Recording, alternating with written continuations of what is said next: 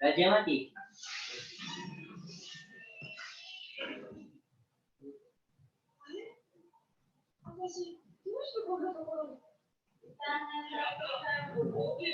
Oke. Iya enggak? Tes suara saya jelas, gambarnya jelas. Mari uti. Jangan. Iya, rusuh juga. Tes suara saya jelas, gambarnya jelas. Mute udah. Saya mute biar nggak berisik. Pengalaman tuh.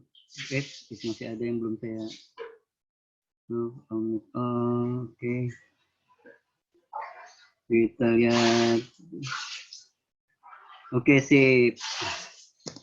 Tadi yang tadi siangnya sudah share. Di kontainer lagi panas banget nih. Kita share yang ini. Saya tinggal menjelaskan sedikit ya, memang.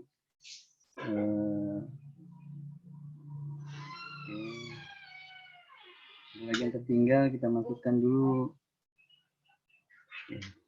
Ya, jadi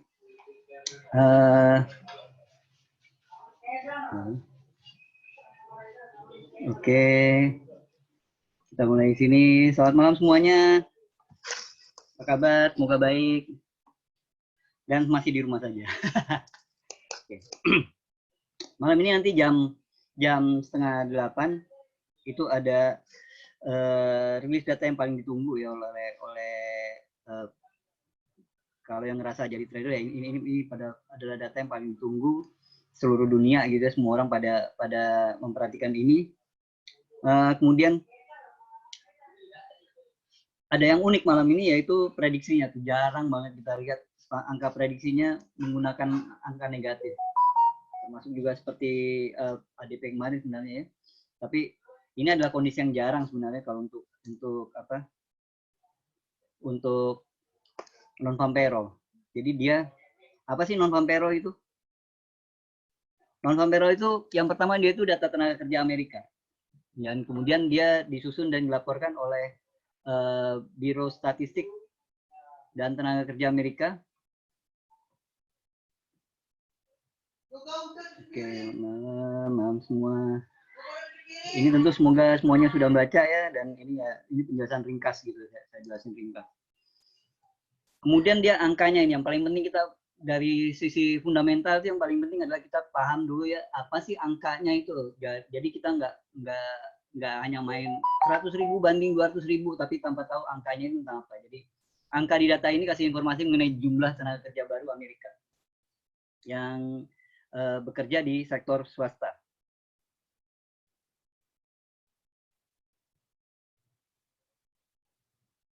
Oke. Dia adalah angkanya kasih informasi mengenai jumlah tenaga kerja baru. Jadi catatannya gitu, jumlah tenaga kerja baru sektornya sektor swasta. Jadi jelas ini tidak memasukkan orang, kalau PNS di sana nggak dihitung di bagian ini. PNS nggak dihitung, terus kemudian yang kerja rumahan nggak dihitung, organisasi non profit. Nah ini sekarang kan banyak kerja yang di ini ya relawan-relawannya itu nggak dihitung, sayang sekali. Oke, malam ini rame ya zoomnya ya. Jadi ini adalah angka itu kasih tahu informasi mengenai jumlah tenaga kerja baru Amerika yang kerja di sektor swasta. Kok ada sign out? Aduh, ada yang masuk pakai itu. Siapa yang masuk nih? Tega banget. Kenapa jadi saya di sign out?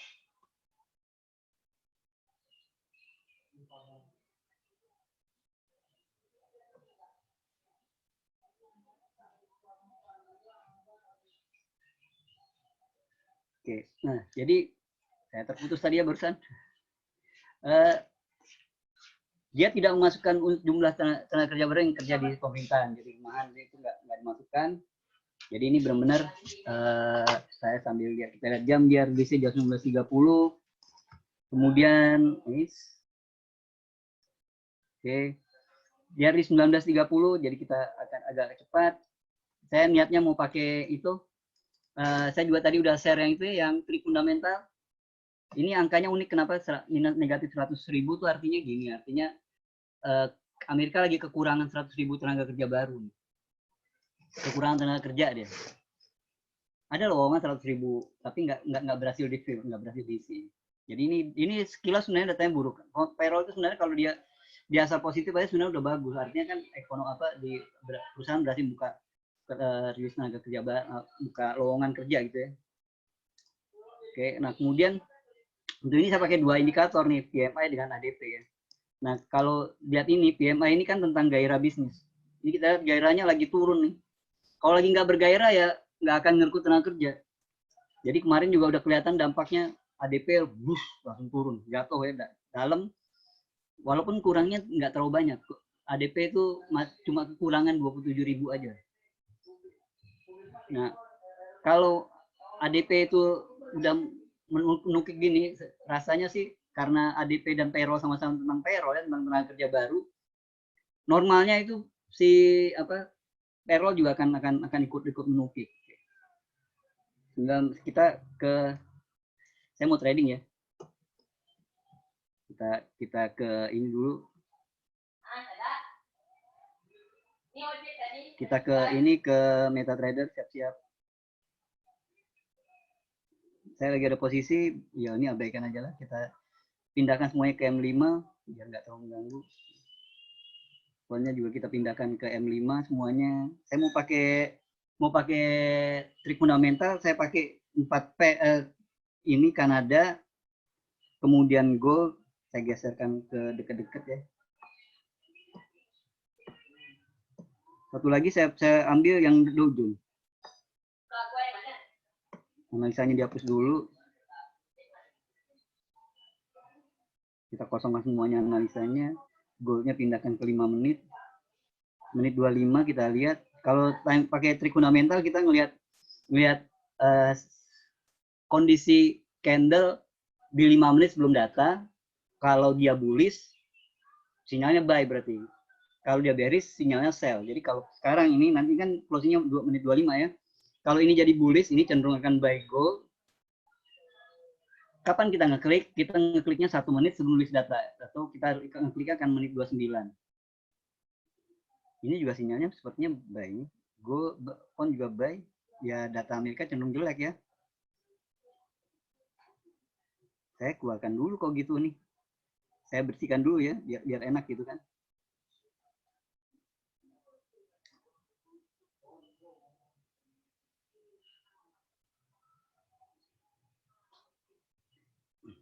Nggak seru ya kalau ada posisi sebelum data gitu. Tapi kita bakal masuk sebelum data. Jadi kalau ini pound sinyalnya buy. Euro nge-sell. Euro sell nih. Punya saya lagi sell padahal. Kanada yang ini sell.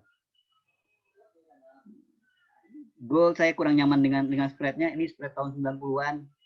Nggak usah, saya skip deh untuk gold. Ngapain saya balik 90-an lagi gitu ya. Tapi Dow Jones sinyalnya juga sell. Sekarang kita tinggal pilih nih. Saya sebenarnya bisa aja masuk di pound, euro gitu ya, tapi itu cenderung, kalau menurut saya sih agak cenderung buruk kalau trading pakai model begitu. Mana euro tadi? Euro saya kok hilang. Gold sudah siap.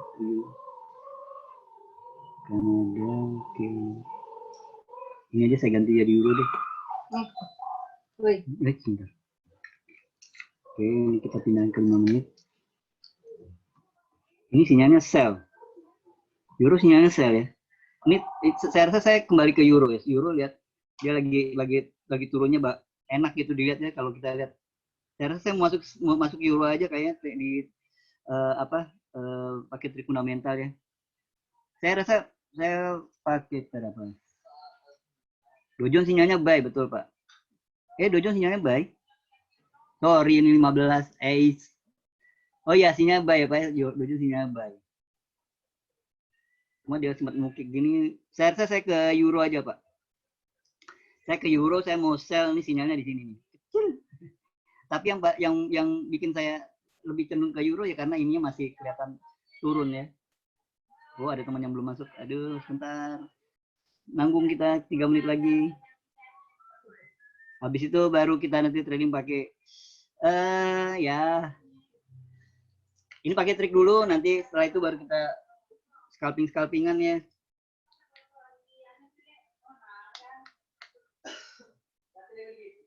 Kalau pakai trik, secara statistik sih dari 10 kali entry 2 kali error. Kalau pakai trik. Terus namanya juga trik, jadi potensi kesalahannya tinggi. Jadi kalau kemudian kita saya kan mau sell. Saya letakkan stop lossnya di sini. Sorry, aku nggak gambar. Ini stop lossnya saya rasa pakai yang ini deh. Makin sama. Kita siapin 2 menit lagi ya. Oke, euro sell. Euro sell, Bu. Ini sinyalnya di sini, sell.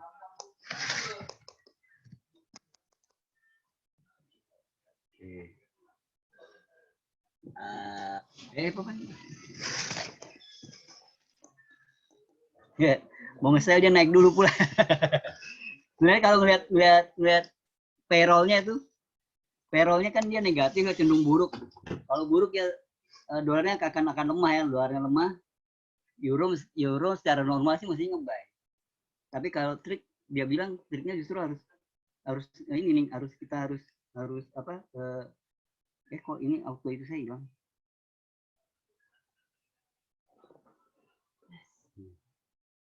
Saya pakai 0,5 deh.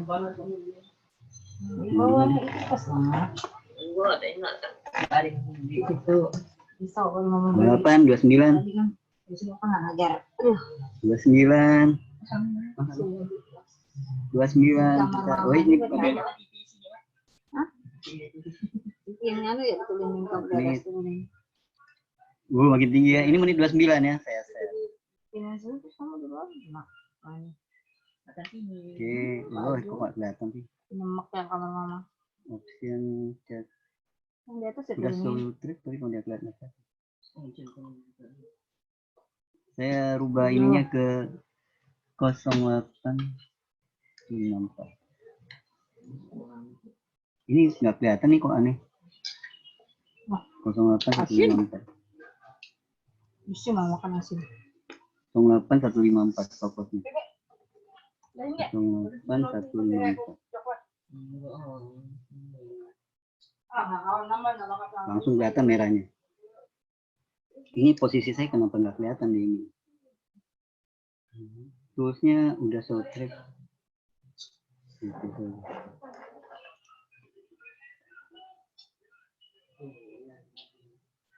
Oh iya, bukan GK.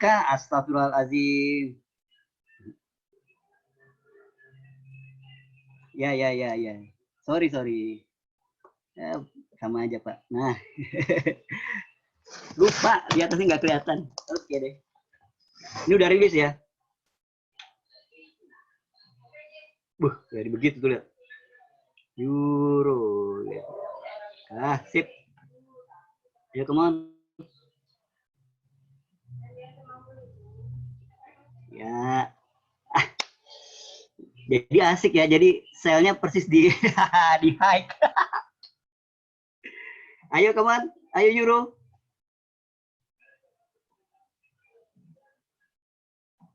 Nah, ini nggak suka nih begini. Ayo. Untung ada ingatin kayak simbolnya. Tegang Pak, maklum Pak. GJ buy atau sell? Waduh, saya lagi di Euro Pak. Bentar ya Pak, maaf saya abaikan ya Pak ya. Tapi kalau lihat itu 5 menit sebelum data ya Pak. Buy dia Pak. Buy masuknya di sini lagi. GJ meleset nih Pak. Saya pilihnya Euro.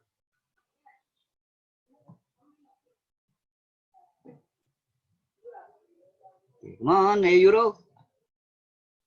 Ini kan payroll ya.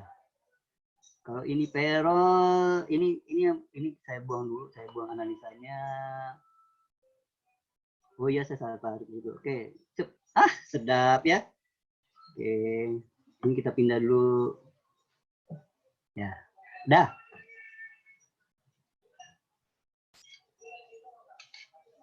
Saya tadi tegang, jadi nggak lihat pairnya. Ternyata pantesan chat saya kok aneh ya.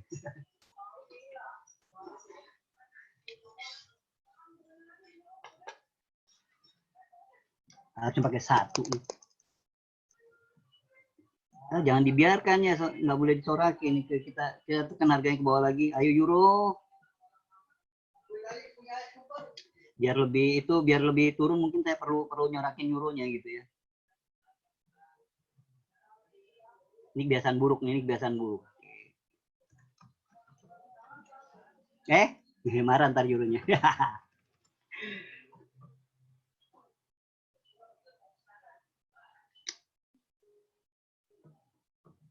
Lihat di sini, fontnya, fontnya tambah laju ya.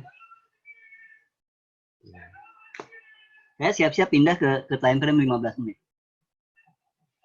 Saya pindahkan semua chat saya ke time frame 15 menit.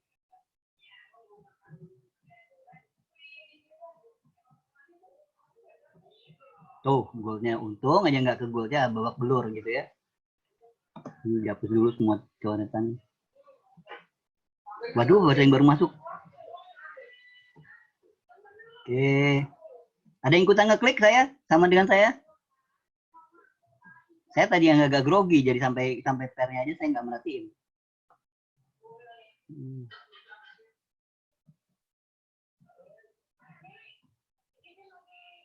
Oke, ada yang ikut, sip. Lebih asik kalau lotnya lebih banyak dari saya ya.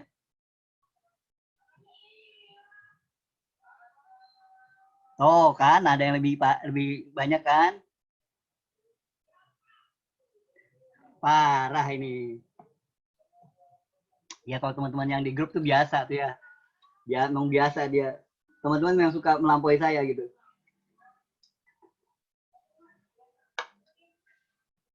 Pak Fendi 0,1. Paling nolnya salah ketik aja itu paling 10.0 kali ya.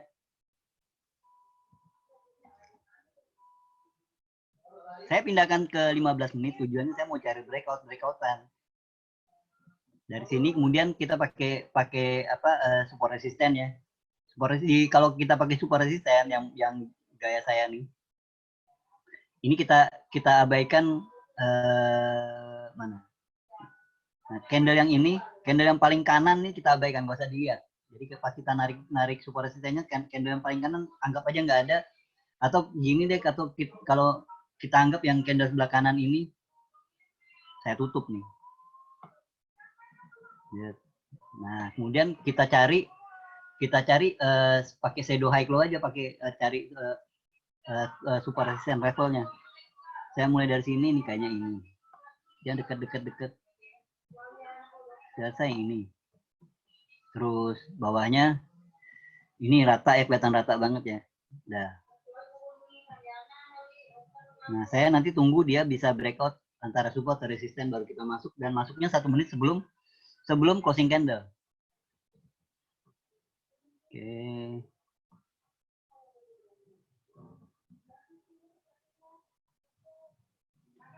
Pao Marcel di GU. Oke.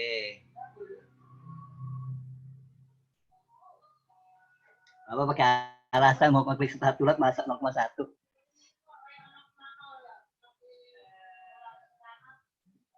Coba begitu kita ketemu, lihat dia 10 lot. Nah, iya Pak Budi 10 lot tuh, Pak Budi pasti 10 lot deh. Baru muncul.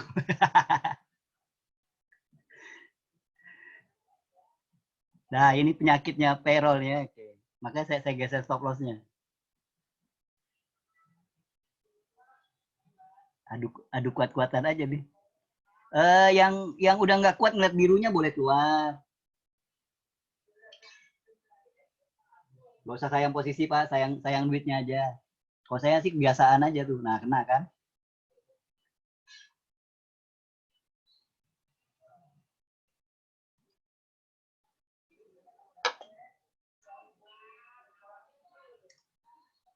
Oke. Kena deh, kena stop loss.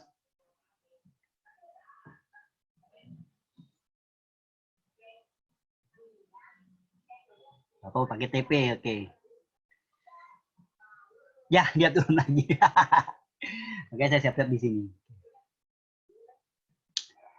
Ada yang terlupa nih. Kita udah ngeklik tapi ada yang lupa. Dan ini keburukan dari trik fundamental. Berapa sih payroll keluarnya? Kacau. Berapa keluarnya? Ntar dulu, lihat dulu. Ada. Parah ini, parah ini. Nungguin payroll tapi nggak peduli keluarnya berapa. Yang penting udah ngeklik dan udah profit. Wow, banyak ya minus 700 ya. Pantesan. 700 tuh. Kurangnya 700 dia. Ya ini dampak dari ini ya, dampak dari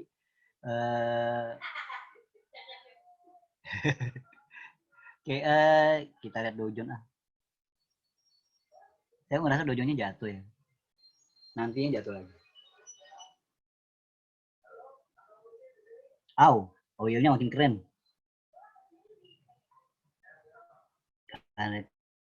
Turun. Saya pindah ke 15 menit semua ya. Jadi gitu, dari 5, kalau tadi entry kita pakai 5 menit, biar tangannya nggak terlalu gatal, pindah time frame 15 menit. Kalau saya kan saya entry selalu di closing candle. Jadi kalau pakai 5 menit, kan tadi kita masuk menit 29. Saya geser ke 15 menit, ya maka terdekat sekarang menit 44 baru saya bisa masuk. Sama ya, saya cari support resisten. Ini deket saya rasa ini dulu. Ini juga sini aja deh.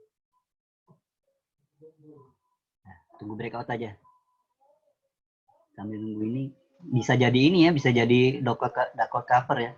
Terus dia turun gini. Hujannya mau turun, tunggu hujannya turun. Ini masih standby, kita tunggu dia breakout. Kalau udah mau ditanyakan silakan, Pak. Udah profit jadi saya tenang.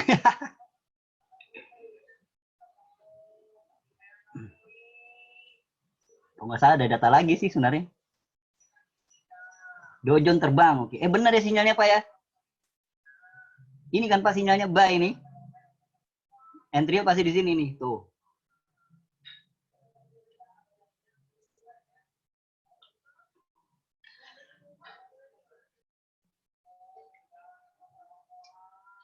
Jadi dari kemarin trik fundamentalnya di Dow Jones lumayan.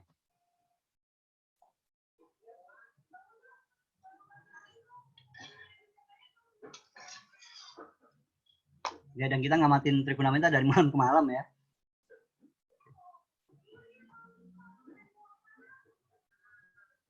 Ya, tepat terus. Pak Nomi yang lagi di oil. Oke. Juragan oil beda, dia oil dia. Nih, juragan oil satu lagi baru muncul.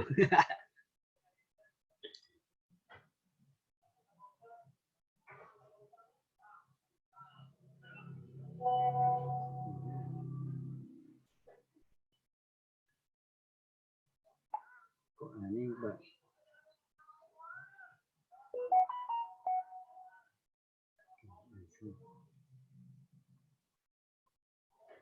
Langsung meeting aja.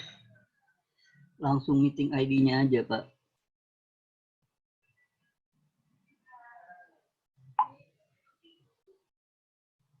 Mestinya bisa dong.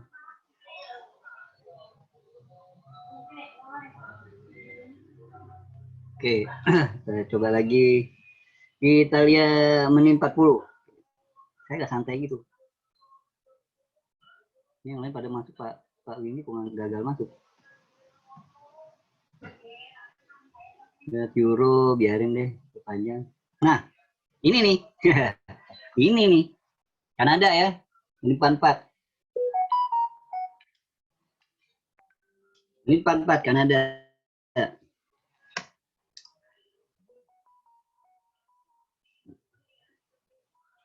Oke.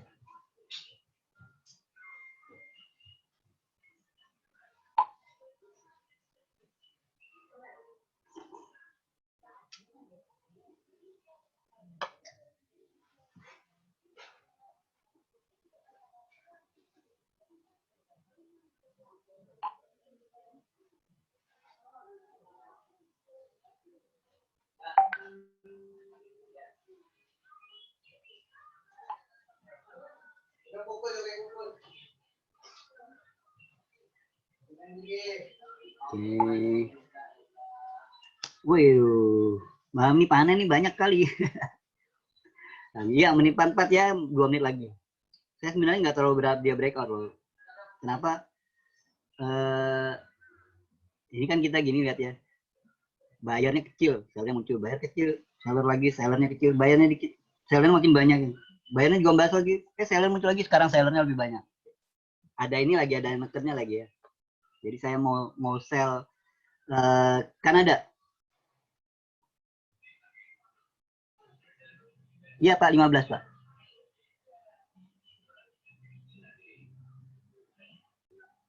Jadi menimpa 4 Pak.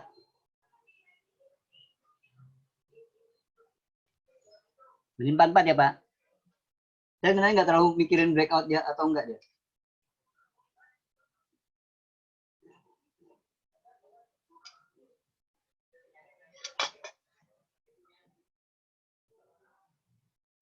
Wih.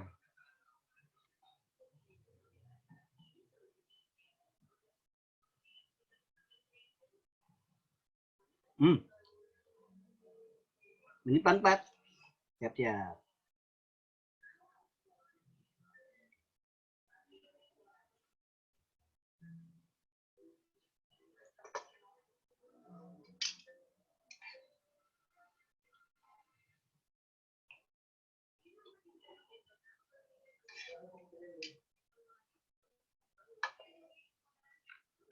Menit lagi. Berapa detik lagi?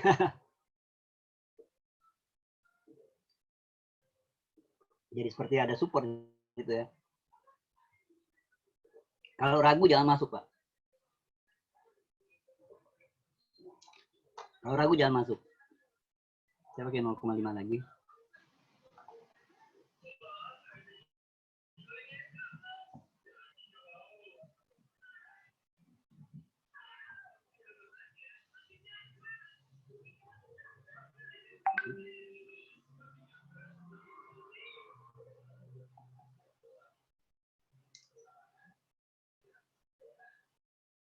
Kok aneh? Jangan dari langsung dari aplikasi Pak.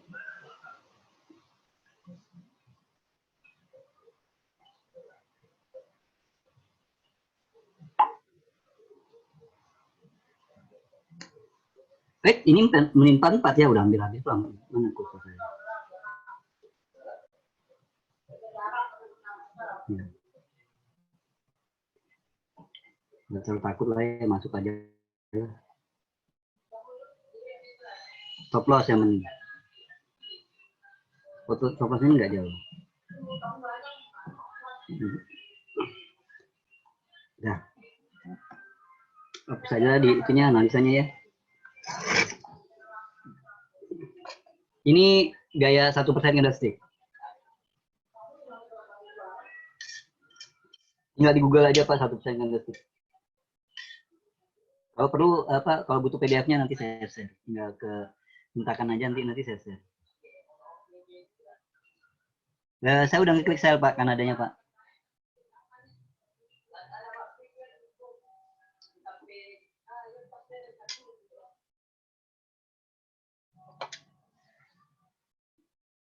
Kenapa saya sih pede aja nge-sell Kanada ya, karena minyak dunia lagi naik, oil lagi kembali naik, jadi saya pede nge-sell Kanada. Kenapa? Karena Kanada itu kan top produser nomor 4 minyak ya. Ekonominya terbantukan terbantukan atau diganggu oleh harga minyak. Jadi kalau harga minyak turun, Kanada cenderung ekonominya buruk. Jadi kalau yang buruk-buruk ya mata uang cenderung melemah. Tapi kalau sekarang oilnya lagi rebound, kita belum bisa bilang dia revert ya. Sekarang bisa bilangnya baru rebound karena ya baru segitu loh naiknya. Nah, ya dia juga rebound juga dia. Jadi dia kuat. Kalau dia menguat, ya tentu grafiknya menurun ya untuk di Kanada. Jadi saya lebih pede nge-sell Kanada jadinya. Makanya tadi saya kan sempat ngintip ini dulu, oke dia masih naik, udah saya pede aja sini. Nah, siap bertempur lagi.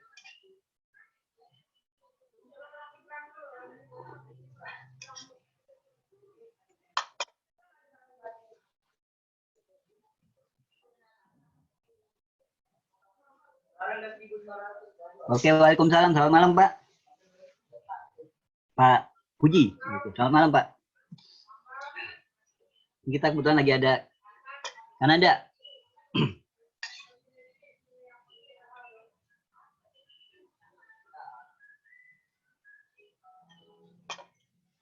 Ya, ayo Kanada.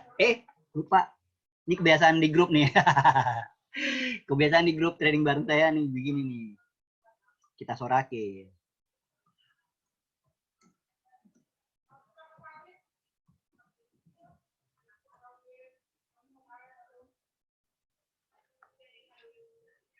Biar dia nurut, kita sorake.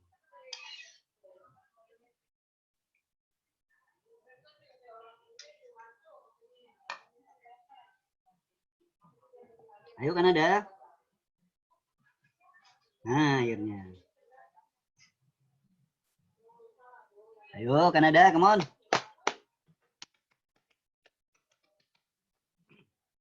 Tadi pakai trik berhasil kan, coba.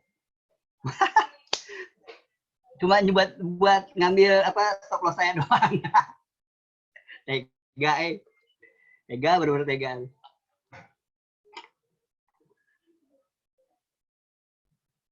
Nah kalau teman-teman udah ada yang terlihat biru terus udah nggak kuat melihat birunya, nah, kan gitu ya soalnya sepanjang saya jalan-jalan dulu gitu yang saya temukan tuh ya begitu teman-teman trader ya itu lebih tabah dengan angka merah dibandingkan dengan warna biru. Kalau begitu dia biru di mobile ya kan kalau udah mulai positif dia biru ya itu suka nggak tahan. Jadi ya untuk yang udah nggak tahan ya silahkan keluar nggak apa-apa mumpung ada profit. Pak Windy ya. Yang penting bisa berhasil masuk Pak. Jadi kalau yang udah buat teman-teman yang udah nggak tahan lihat birunya, ya silakan keluar. Profit kok. Nggak ada.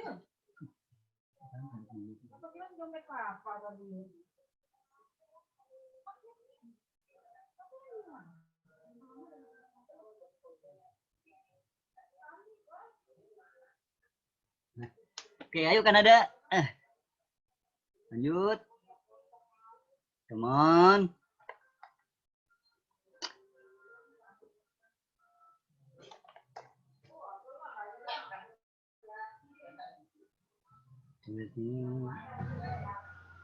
Wah. Pelan ya Kanada ini. Agak slow dia. Sorry. Teriakannya ada di Kanada. Kita hapus dulu. Oke. Kalau ada yang mau tanya nggak silakan.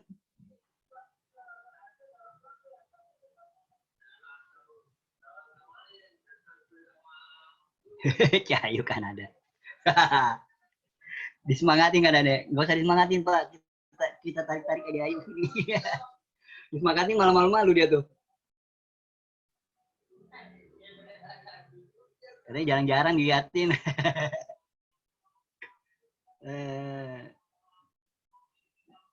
Saya kalau malam memang nggak terlalu banyak apa ya. Yang pair yang saya perhatikan hanya saya batasi pound, gold, goldnya balik lagi.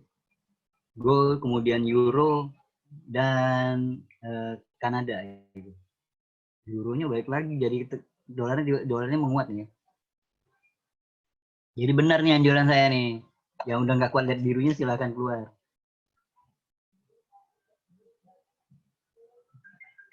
Coba kita intip time panjangnya.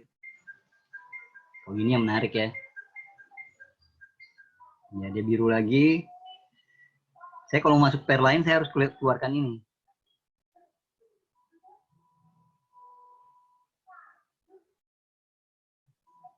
Nah, ini dulu lah belum. Aduh. Ayolah Kanada, come on.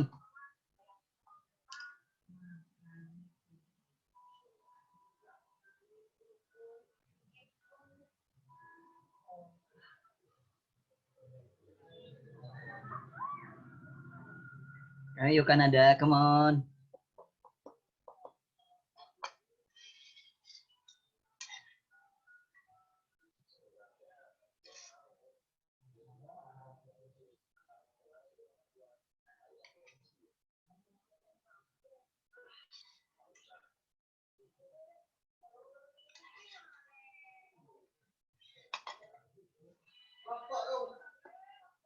Jadi di trading bareng ini formatnya kita nyari duit aja ya. Ayo kawan Kanada.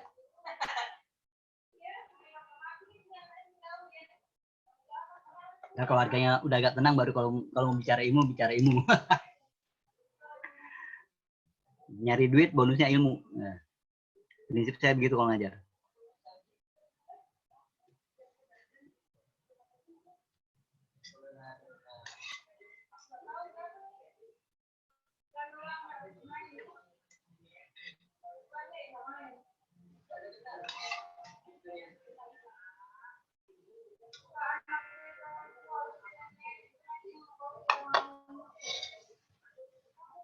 Nah,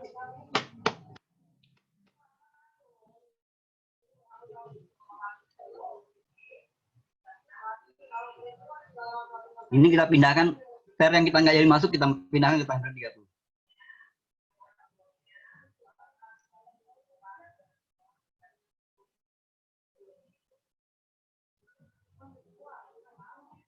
Pair yang kita nggak jadi masuk, kita pindahkan ke time frame 30. Karena ada juga boleh kita pindahkan 30. Ya, saya mau geser dulu nih bentar.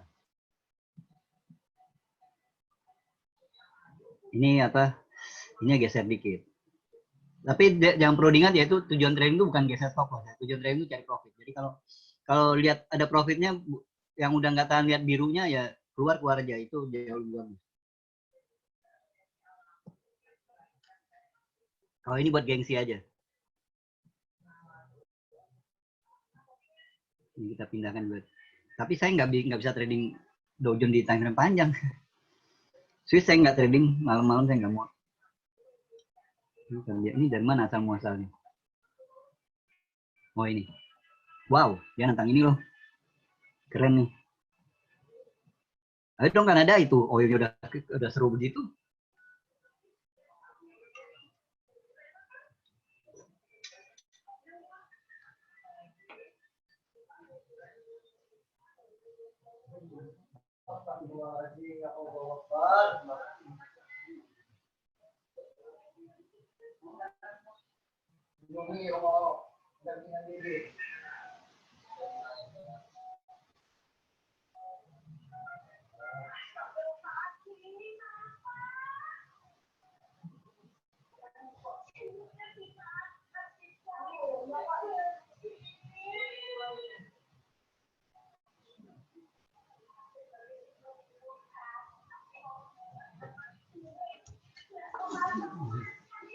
Ayo kan ada pengaruhnya kedua positif atau negatif.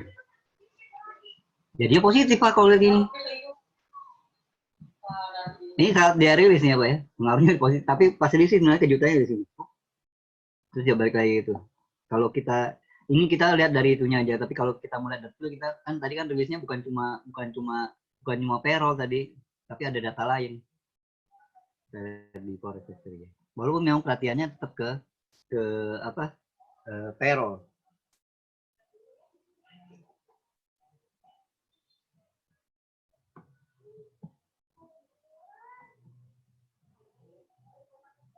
Ya, udah kena lagi saya. 2 kali saya kena stop loss nih, gimana?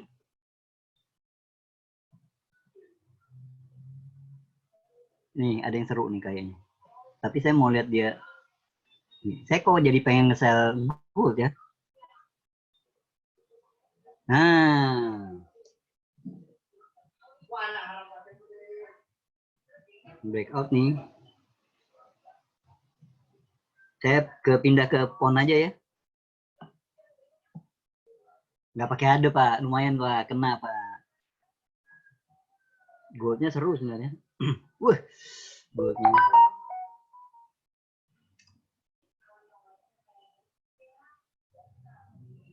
Banget.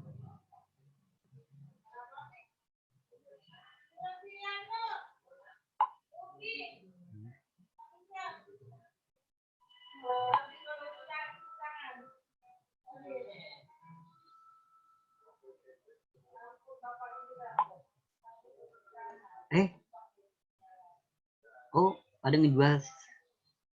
Itu pengangguran banyak ya. Yang mulai ini dampaknya. Dia buruk Pak. Payroll itu bagaimana buruk ya Pak ya. Jual ini, beli ini. Jual juga ini dapat dolar dong. Menit 59 ya. Saya mau di ini aja lah, saya mau masuk ke pon aja dah. Soalnya kalau yang ini kan kendalanya tuh ada di spread. Spread itu kalau kita posisi sell, buat saya akan menyulitkan saya kalau lagi mau ngatakin stop loss. Ini lagi begini spread yang lebar baru sampai di sini aja tiba-tiba kena kan sakit hati, Pak. Kalau spreadnya normal sih, GK kan normalnya 400-an ya.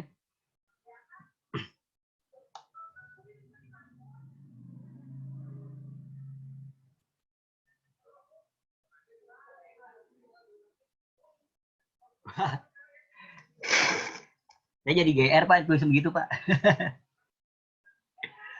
Nggak seru, Pak, nggak saya, Pak. 2 kali kena stop loss nih, Pak. Oke. 1 menit lagi, menit 59 ya. Menit 59 kita ke... Kenapa 59? Nah, karena closing candle ini kan menitnya menit 00. Saya maksudnya 1 menit sebelum closing candle. Dan ya, kalau tadi pakai 2 candle aja di Kanada, yang ini breakout nih. Breakout. Cuma saya stop lossnya tidak akan saya tekan di sini, tapi saya tekan di sini. Yang ini kalau dia kembali ke sini, saya pakai cut loss manual aja. Menit 59 ya. Semoga dapat, jangan semoga, Pak, harus, Pak. Harus bisa dapat, Pak, ilmunya, Pak.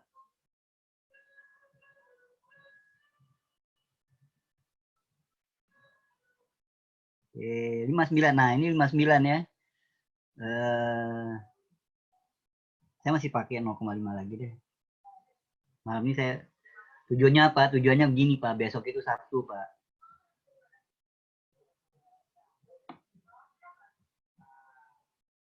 Biar besok nggak sakit hati kalau kena stop loss. udahlah stay home ya nggak? Kalau enaknya kan kalau besok itu margin call di mall gitu ya. Tapi apa daya kan? Makan di mall dibungkus.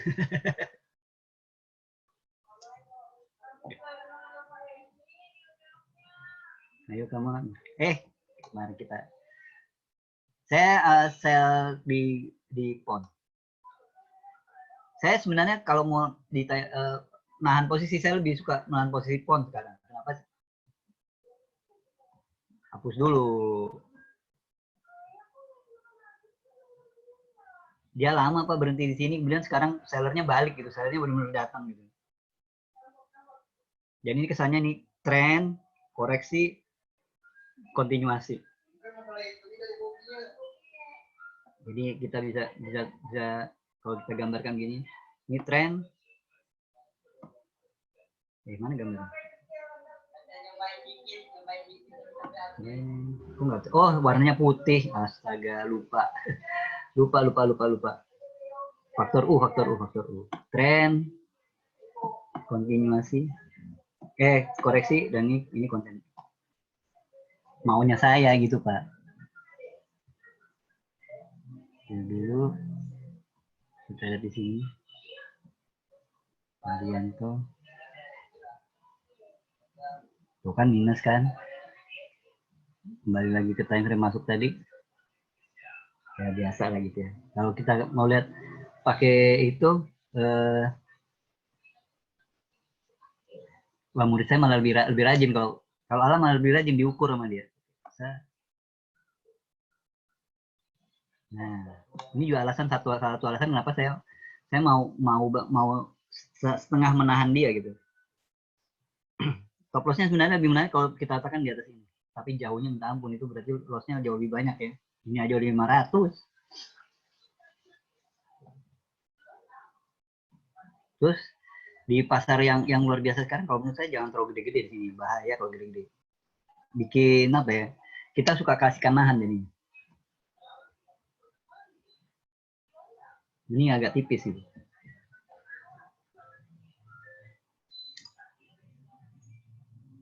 Saya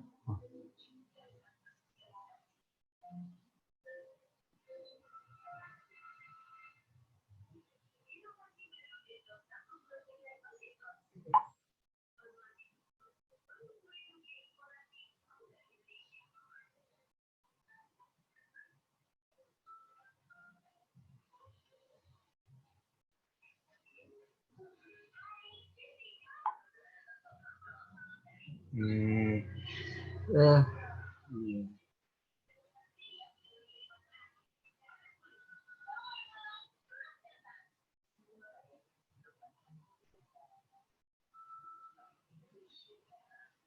ya, ayo Pon, lanjut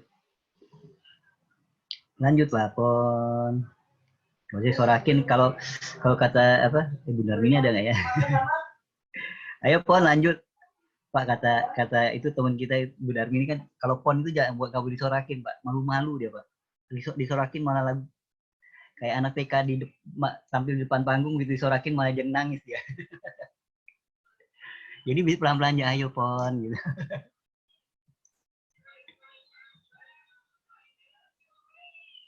Coba kita lihat dojonya lagi. Ya.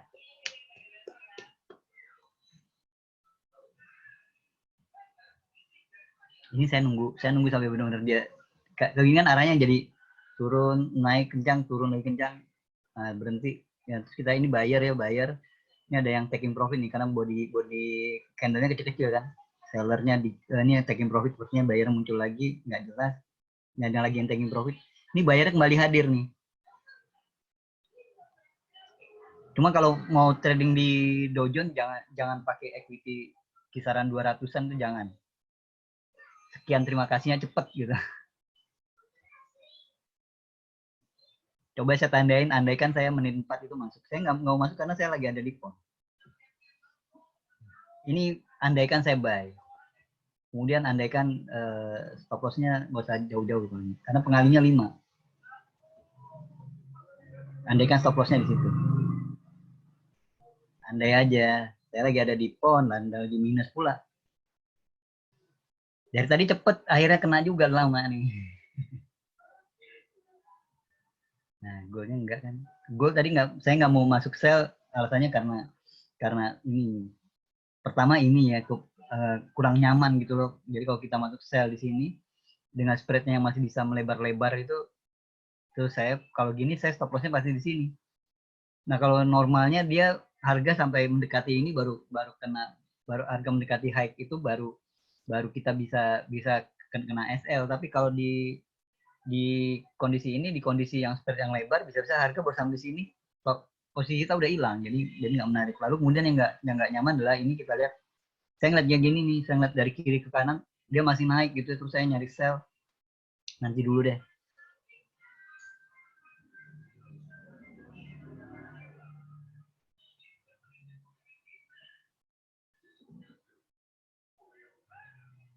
Hai Pon, Ibu Darmi udah hadir.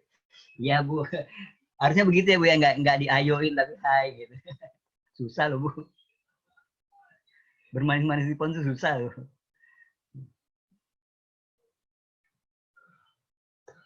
Saya tertariknya karena apa ya? Saya ngincernya dari tadi malam sebenarnya.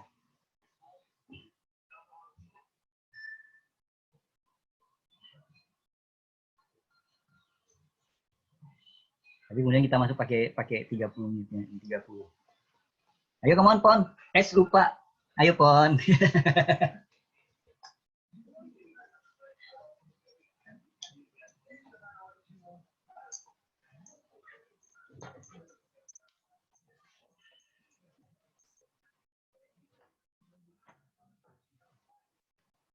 Nah, ayo selamat datang di zona biru. Ayo selamat datang di zona biru. Ini agak bertahan-tahan dikit kita nggak mau geser stop loss-nya. Ayo Pon. Oke. Dan sampai sini ada yang mau tanyakan silakan Mbak.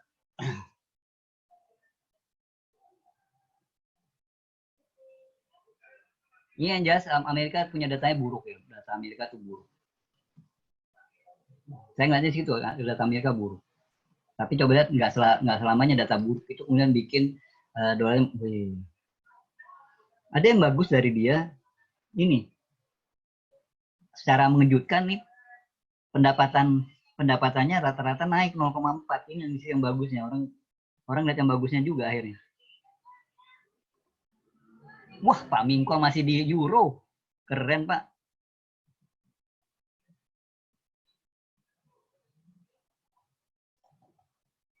unemployment rate pasti naik. Tuh kan, unemployment rate-nya naik jadi 4,4%. 845, oke. Kita mulai 7.15.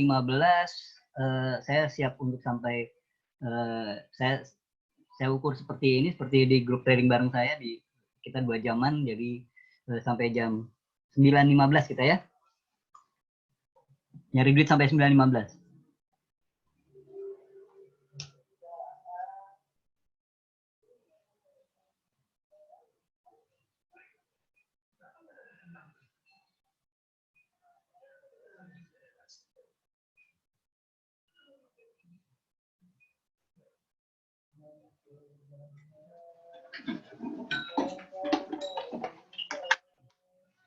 Ayo Pon. Ya dia nggak boleh sorakin ya tuh, langsung naik lagi dan ngambek dia kalau sorakin.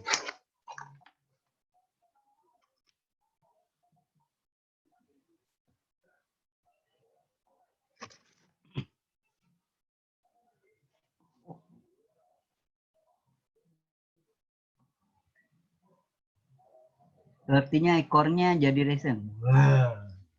Oh enggak, belum sih. Bukan resisten Pak, support Pak. Belum sih, kita belum bisa bilang. Mungkin kalau mau kayak gitu kita pindah ke time frame yang lebih panjang gitu ya. Ya nggak ada. Nah ada. Nah dia akhirnya kita ketemu kan kenapa dia tertahan, coba lihat. Dia lagi ngetok pintu yang ini.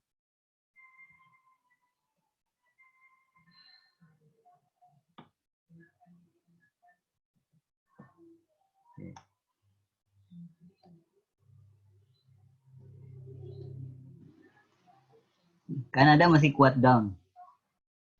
Tapi saya udah kena stop loss, Bu. Ini tadi 30, M30 kita pindah ke A1. Satu, buang dulu ininya. Jangan lihat candle yang paling akhir, terus pakai ini. Sebenarnya awalnya mungkin kita kalau teman-teman yang belum familiar, tarik aja dari letakkan garis mendatar di semua shadow high ya, dari kanan ke kiri, dari sini kemudian ambil dari sini, kemudian semakin ke kiri dia semakin tinggi.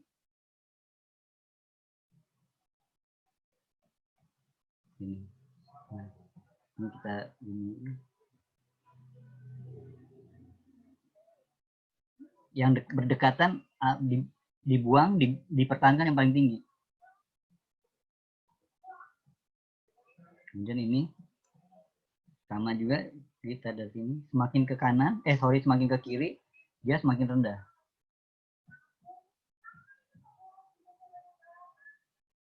Ya tetap aja stop loss Pak, mau profit mau bunyi tetap aja stop loss gitu. Kayak gini. Jadi tarik aja semuanya, kemudian nanti baru kita edit. Jadi mana yang kita punya kita lihat. Nah kalau gini kita punya setumpuk ini dan ini dekat ya, kita buang yang lebih tinggi. Nah sekarang kita punya ini, terjauhnya ini.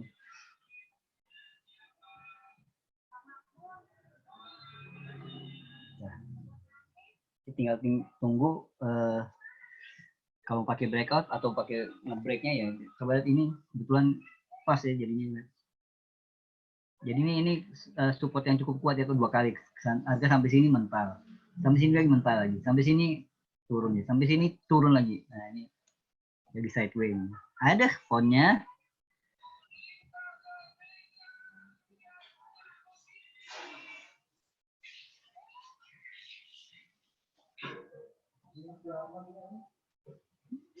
Lihat aja lah. Ayolah pon.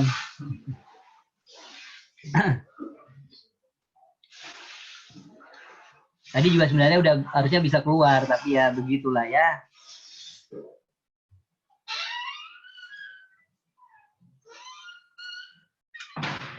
Nah ini dia, kita punya ini betulin dikit. Nah tunggu aja. Kalau di indeks saya cenderung pakai M5 5 menit. Kalau di Forex ya banyak, kecuali M1 aja yang susah masuk. Tuh ya goldnya.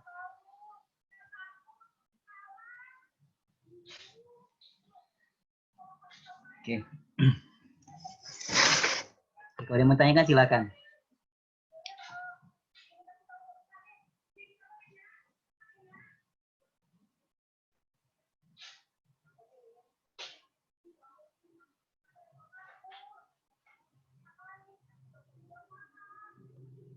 Ya, kalau ketemu resisten terhenti dia.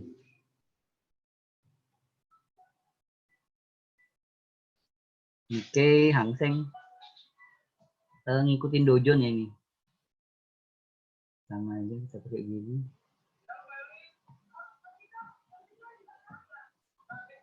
Saya susahnya adalah apa yang saya lakukan tuh untuk trade gitu. Jadi bukan untuk analisa gitu. Jadi lebih ke bagaimana kita mau masuk pasar. Pelan-pelan saya begitu. Jadi kalau sebelumnya dulu banget gitu saya termasuk rajin bikin analisa ya.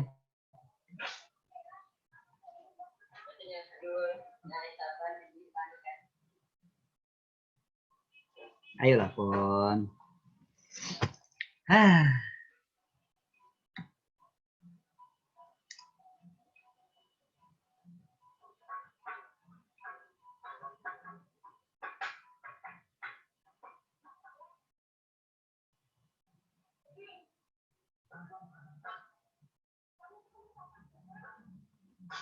Kanada belum. Terus kalau floating kita biasa ya hening gitu ya.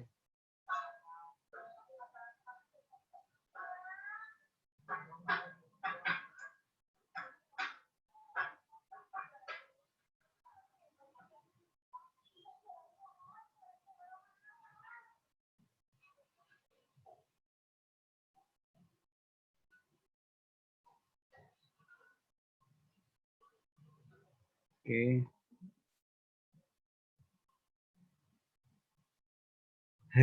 Mendingan cipta.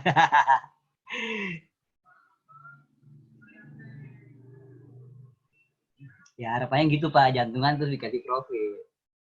Cuma kalau jantungan juga Pak, anfal Pak. Ya TP pon sampai mana ya Pak ya? Ini susah nih Pak. Ini susah loh Pak, ini pertanyaan susah loh kalau nanya TP ke saya Pak. Karena saya cuma punya stop loss. Oke, kalau TP sini nggak kelihatan ya Pak ya. Tapi kalau di candlestick itu Bapak bisa pakai shadow high low-nya untuk jadi tempat ngeletakin TP atau SL. Jadi terdekat TP-nya tuh bisa di sini.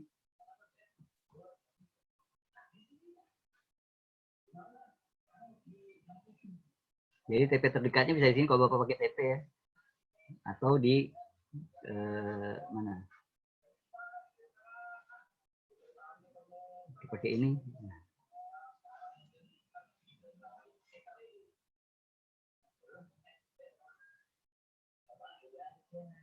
Pak Ari udah pakai nge-sell barang di rumah ya.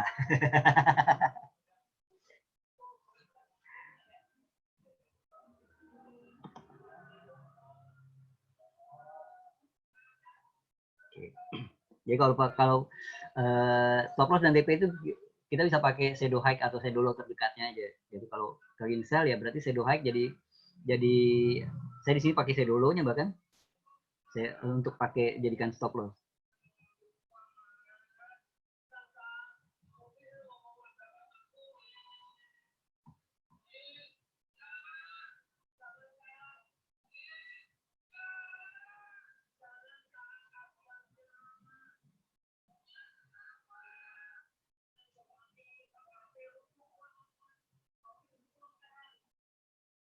Oke.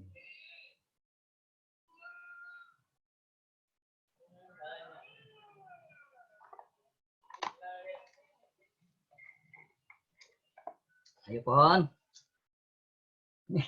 Kebiasaan susah semuanya sorakin.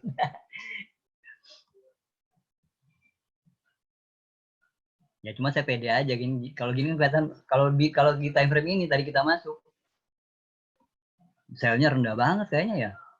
Tapi kalau kita pindah ke sini sell-nya asik juga. Cuma ini seperti ini ya, seperti pola ya di sini. Kalau di sini seperti ada pola. Dia datar di sini kan. Kemudian dia juga terdiam di sini. Dia terdiam di sini. Yes.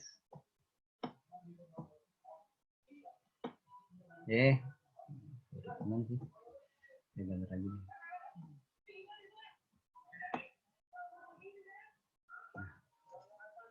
Dia mau coba breakout. Kalau dia breakout aman.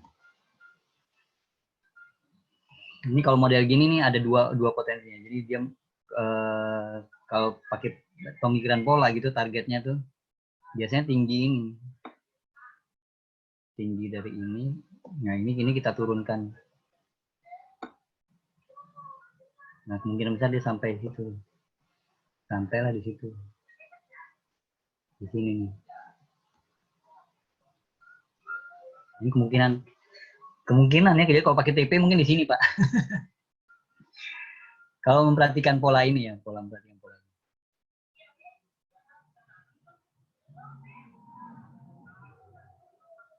Saya buang dulu.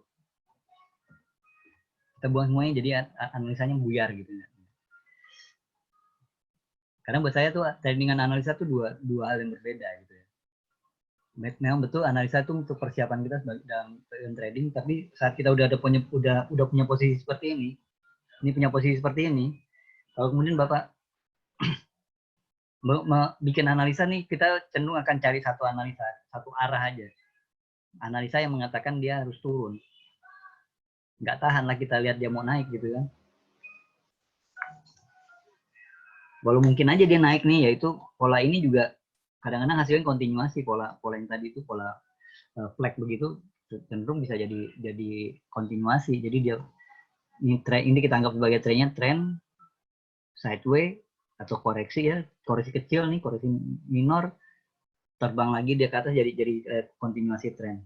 Semoga enggak, karena saya lagi nge-sell, kita lagi nge-sell gitu ya.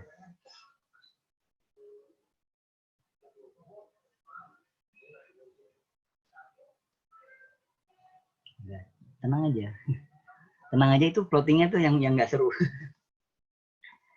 Oke. Oke, ada mau tanyakan silakan.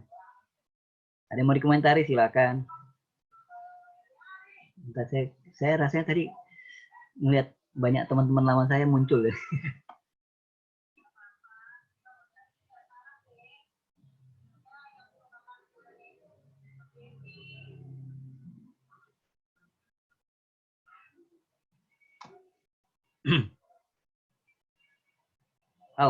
Kenceng pula ponnya tuh. Ini lagi sideways ya, lagi sideways deh. 845 nanti ada data. Cuma sayangnya saya lagi ada posisi ini, jadi saya cenderung bertahan aja gitu. Jadi kalau mau pakai trik fundamental sebenarnya menarik nih untuk coba lagi di jam 8.45. Jadi kalau gini kan lihat time frame M5 mungkin bisa ke Dow Jones kayak. Kalau menit 40 itu dia jam 8.40 bullish ya kita nge-buy menit 44. Kalau bearish nge-sell menit 44.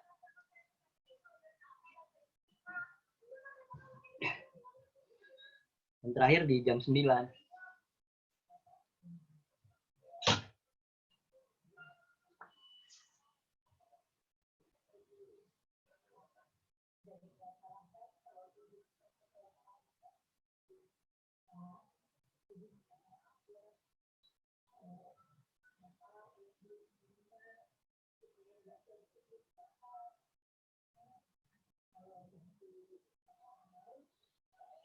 Ayo, come on.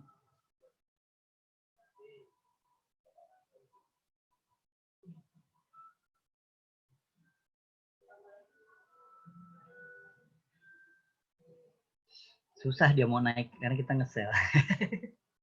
Pede banget ya. Oke. Coba kita baca berita dulu, kita lihat berita lah. Berita juga.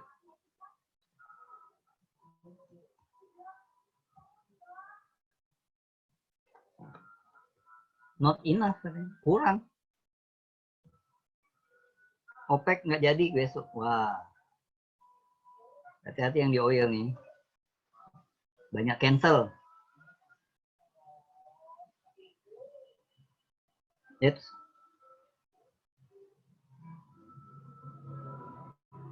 ya, ayo, come on.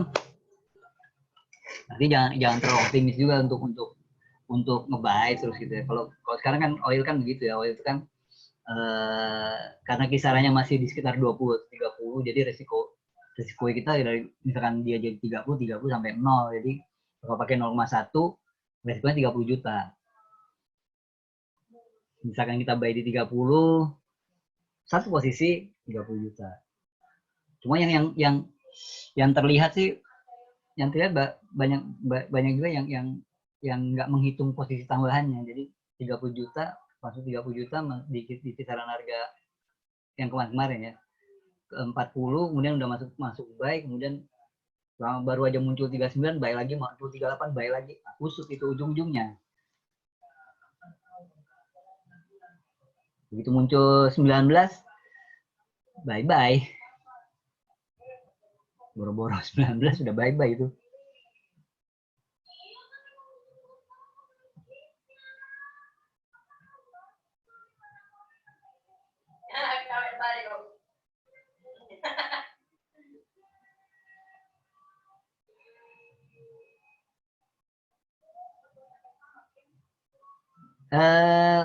Kita gini deh Pak, kalau kita mau benar-benar, kalau ini ya, saya sih begini aja deh.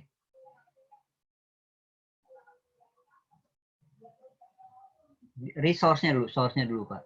Source-nya bisa diteliti. Kenapa? Karena dia menyebutkan satu ini ya.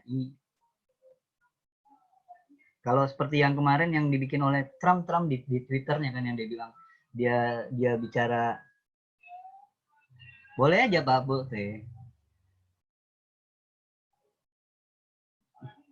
Bisa aja sih mereka manipulasi, bisa aja. Biar nggak ini Pak, ini kan ingat spekulasi RIA-nya ini.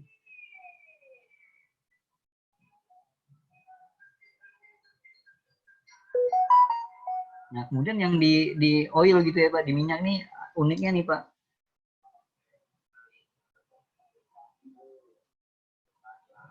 Di ini nih uniknya adalah uniknya di oil itu, kalau soal pemangkasan produksi semua anggotanya pasti nggak sepakat.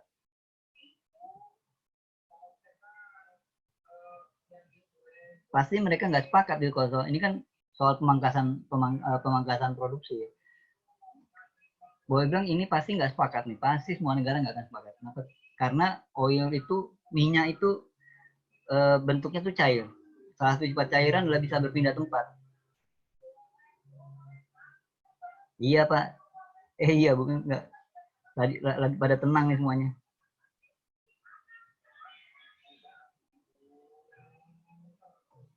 Jadi di bagian itu kalau udah mulai soal pemangkasan produksi, wah udah males deh. NFT udah lewat. NFT udah kehabisan tenaga. Bukan lagi nunggu kita cut loss Pak, bukan. Lagi nunggu berita yang lebih seru.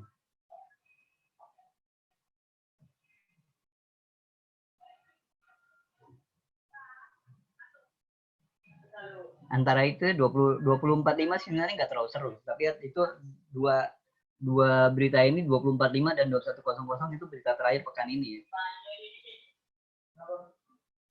Berita ekonomi. Oke, silakan Pak, tanya teknikal boleh Pak. Pak, Asus. Saya susah nyebut namanya. Bapak nggak dirubah namanya pas lagi join. Gimana Pak? Kalau teknikal gimana ya? Tapi kalau teknikal, pendalaman teknikal saya rendah loh Pak.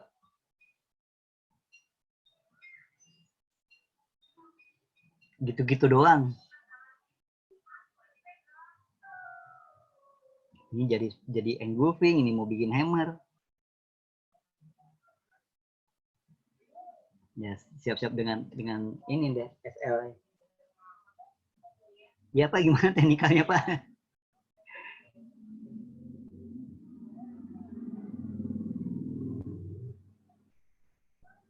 Wah, panjang sudah. Kenapa ambil support resistance? Jadi saya lihat di luar sana banyak yang tukang di closing candle. Oke. Karena saya Pak, karena saya bukan mereka itu ya jawaban sederhananya Pak. Saya nggak menganggap yang saya gunakan lebih bagus dari mereka mungkin. Tapi ini pendalaman aja Pak, pendalaman. Saya hapus ini apa? Saya ambil sampel ini deh Pak. Saya ambil ini. Nah, saya kembali ke kalau Bapak ada waktu mungkin Bapak bisa baca lagi yang Japanese Candlestick Charting Technique gitu. Dia bicara soal ini nih, candlestick basic gitu, basic candlestick. Candlestick kan ada dibagi dalam dua bagian. Yang pertama ini bagian bodinya ya. Ini bagian body. Ya, kemudian ada bagian yang membedakan dia dengan tipe candle yang chart yang lain. Ini ada bagian ini harga rendah dan ada harga tinggi. Atau kita sebut sebagai shadow. Saya menggunakan istilah shadow. Ada buku yang candlestick yang tulisan orang Amerika juga ada yang menggunakan tick and wick gitu. Itu sebagai bagian dari bar chart itu tuh suka pakai cuma saya suka balik-balik jadi akhirnya saya lebih gampang pakai shadow aja. Nah, kemudian si bagian body ini ya, apa sih informasi yang ditampilkan oleh bagian body itu? Apa informasi yang ditampilkan oleh candle bearish? Bullish dan bearish kan dari bagian bodinya. Apa sih yang ditampilkan informasinya? Jadi si ini kemalanya. Saya mau ambil T-nya doang. Si body itu kasih informasi mengenai power, Pak. Ini basic banget gitu. Nah, power itu sebenarnya ini pihak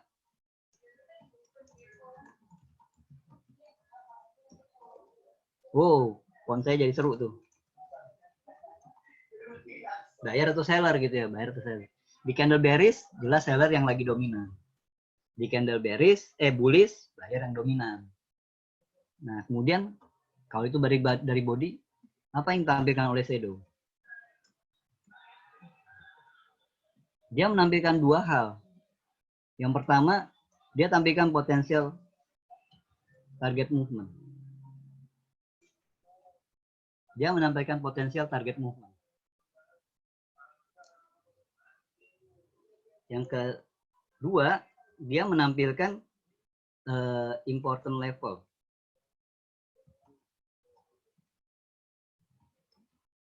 Ini kemudian ya di bagian yang pakai teori ini support atau resisten. Karena support resisten memperlihatkan hilang gitu ya. Dia memperlihatkan level penting. Kenapa dia nggak penting? Kenapa ya tiba-tiba pas sampai di sini, terus berhenti itu turunnya berhenti, bleng balik karena ada sesuatu di sini. Jadi ini penting jadinya. Tapi memang juga ada yang menggunakan support dan resisten itu menggunakan daerah close dan open dan close candle. Ada yang menggunakan itu karena dia mempelajari lebih spesifik terhadap power. Yaitu kayak gini. Saat di bearish nih, di candle bearish, kita lihat candle bearish. Ini kan berarti seller ya, sell semuanya. Di mana sih seller pertama kali hadir? Tentunya dia akan hadir pertama kali di tempat opennya. Di mana dia berakhir? Dia nggak berakhir di sini, belum. Ini masih lanjut. Ini kemungkinan besar pas ada candle ini kemudian berakhir di sini. Tapi kemudian muncul lagi, jadi berakhir di sini, dan akhirnya dia berakhirnya di sini. Bisa ditandain. Ini sebagai awal dari sellernya muncul, ini akhir dari sellernya muncul. Ini saya skala luas ya Pak ya. Ceret. Jadi ini masih dominasi seller nih. Kenapa ini masih sellernya yang main? Kapan sellernya hilang? Kalau ada bullish yang melewatin areal ini.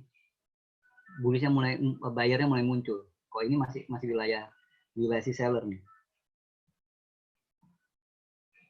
Kurang lebih kayak gitu. Tapi saya nggak mempermasalahkan mana sih yang lebih tepat, pakai harga closing atau pakai shadow. Saya lebih nyaman pakai shadow. Gitu aja sih Pak, saya lebih nyaman pakai shadow. Terus Bapak pakai yang mana dong enaknya? Ya, lebih enak yang Bapak gampang mengerti itu jauh lebih enak Pak. Dibandingkan Bapak ngotot misalkan ini kan sini try ngasih tahu, mesti pakai ini try yang benar. Belum tentu juga ya Pak. Ternyata Bapak temukan beberapa kali mestinya di closing candle lebih pas. Mending Bapak pakai yang closing. Saya tetap pakai yang shadow. Dan sekarang saya floatingnya makin luar biasa. Makin seru ya. Biasa aja sih. Ya, ini alasan kenapa saya nggak mau di gold tadi ya. Nge-sell tapi ini masih trennya masih up.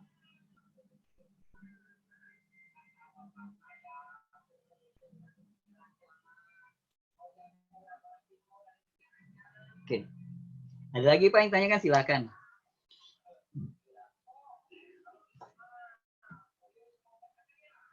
Ya, benar masih di Kanada toh ternyata.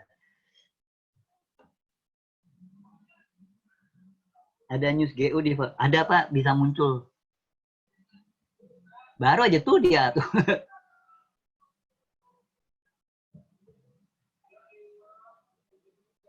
Kalau pound sterling kayaknya lebih seru di sini Pak, di pound sterling.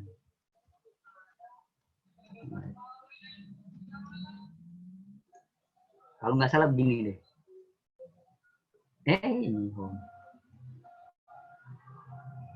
Ini efek dari work from home, IndiHome jadi lamban loh buat saya. Saya ngerasa dia lamban.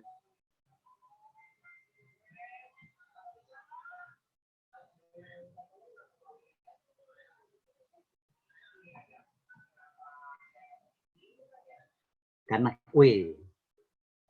karena kita lagi ini tuh, ini lihat ini bayarnya jadi luar biasa. Tadi lihat di sini tadi tuh, saya zoom ya Pak ya. Shadow-nya kan Pak. Ini kenapa saya pakai shadow Pak? Tapi kalau Bapak lihat di time frame ini, tuh closing-nya Pak.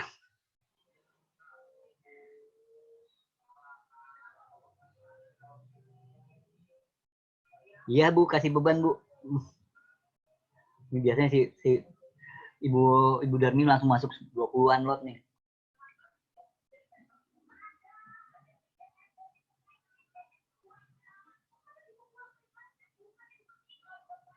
Tuh.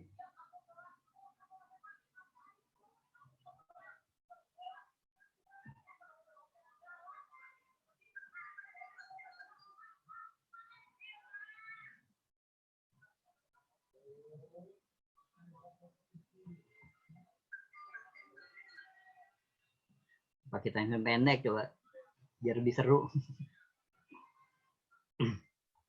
Pendek kita punya, saya punya ini. Saya punya kan ini abaikan, candle paling kanan abaikan, terus koreksi dari dikit. Ini ada dikit. Ya.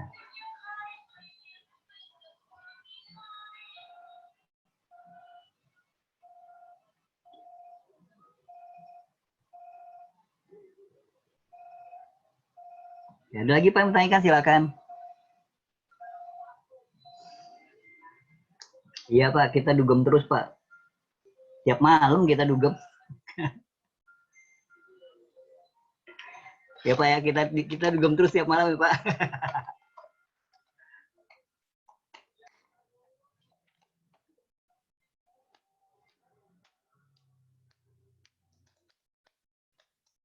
Duduk gemeteran. Nggak, saya kan ada apa di grup saya kan kami tiap malam trek Pak, tiap malam trek bareng Pak. Dugem tiap malam Pak. Senin sampai Jumat. Dugem tiap malam.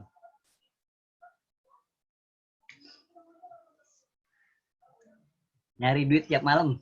Ya kan gitu. Nggak disangka yang kita kerjain malah sesuai anjuran pemerintah nih.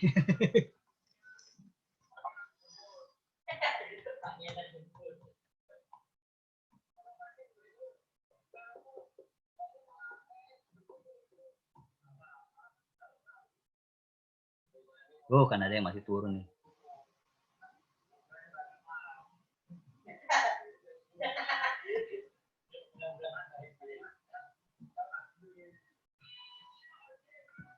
Oke.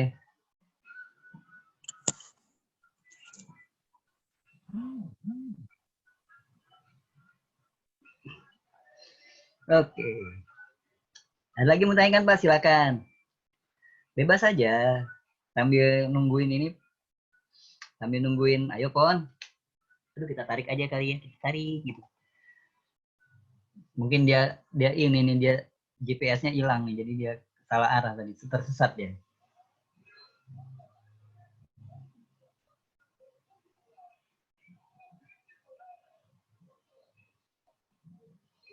Nah, buatnya naik nih charger.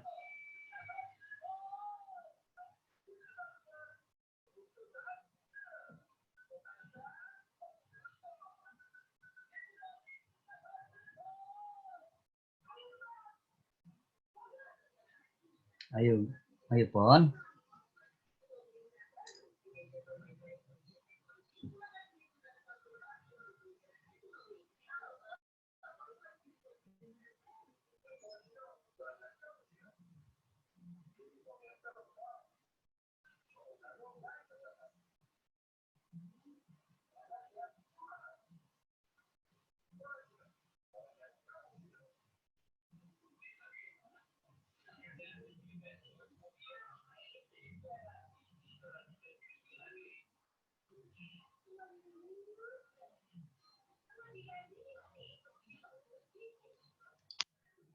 Ayo, come on.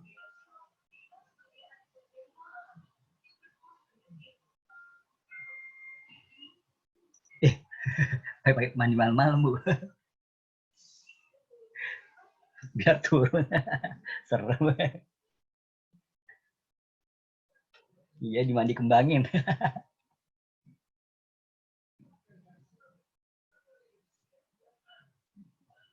Rata ya ini kayaknya. Sampai sini jadi turun, berhenti, sampai sini, berhenti, turun lagi. Sampai sini berhenti lagi. Sampai sini dekat. Nah, semoga dia berhenti lagi. Dan benar-benar turun. Kesalahannya tadi di sini cuma nyorakin doang Pak Jati. Tadi kalau yang udah sempat keluar ya udah tenang.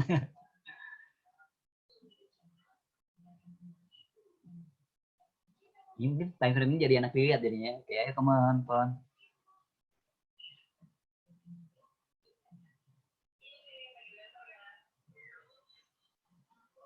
Ya, come on. Ya.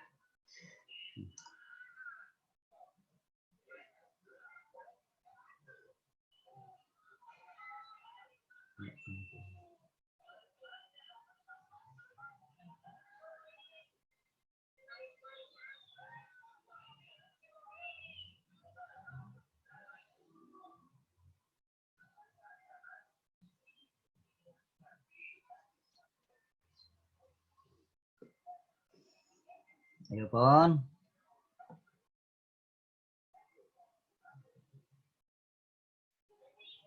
Pasang Pak TP Pak. Saya sih nggak pasang Pak. Faktor T ya, faktor T. Sama.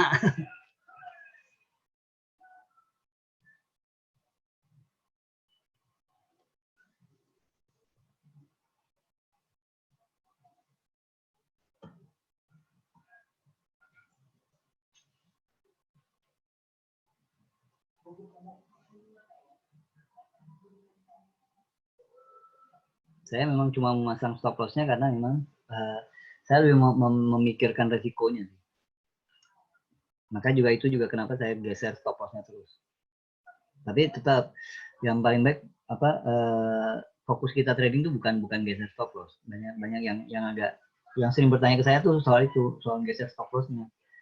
Fokusnya sebenarnya ngeklik terus benar gitu, bukan geser stop loss.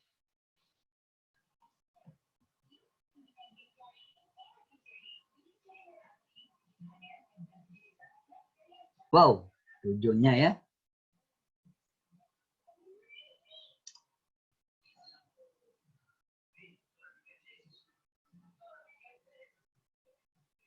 Baik. Buy saham, sell dolar ya. Sell dolar, berarti dolarnya kena sell, GBP USD, USD-nya kena sell. Oh, bahaya dong.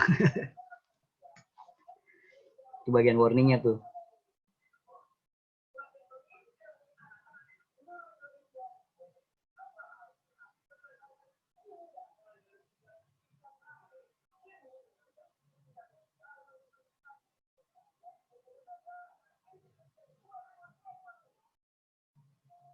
Oke, come on. Bentar, Pak. Potensi, ini 45. Data Amerika sebagian besar buruk, Pak.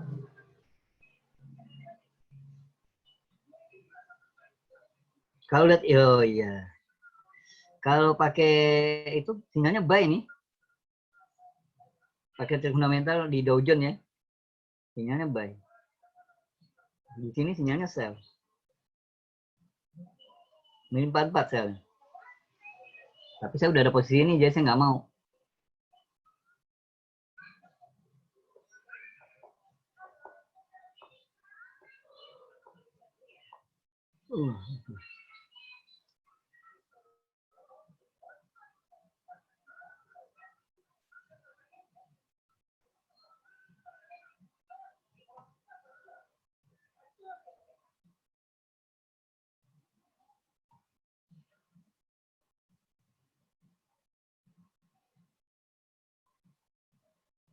Coba Dow Jones ya, Dow Jones nih sinyalnya buy nih. Tadi kalau gini kena ya. Saya narik ini karena andaikan buy di sini kena nih, kena stop loss. Untung aja enggak. Sekarang buy lagi sifat yang sama.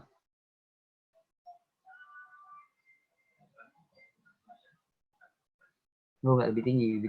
Dapat di sekitar sini.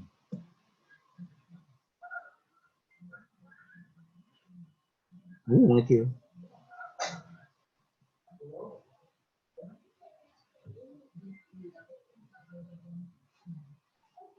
Oke.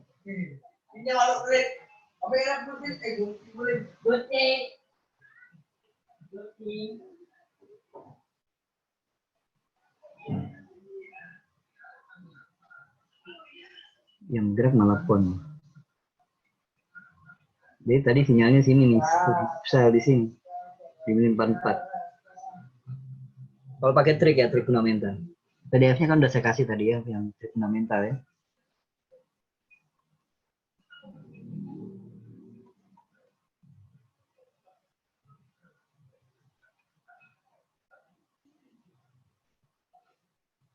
Itu nggak pakai gimana-gimana.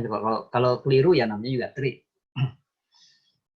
Dari statistik 10 banding 8 banding 2. Dari 10 kali 2 kali error.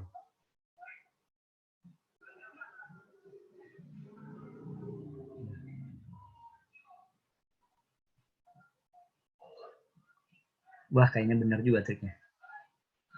Kalau pakai trik ini buy tadi. Tuh. Nggak meleset kayaknya triknya. Sepertinya ya, tapi belum ya. Nah.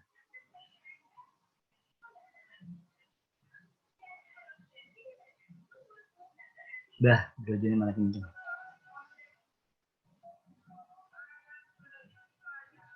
Ya.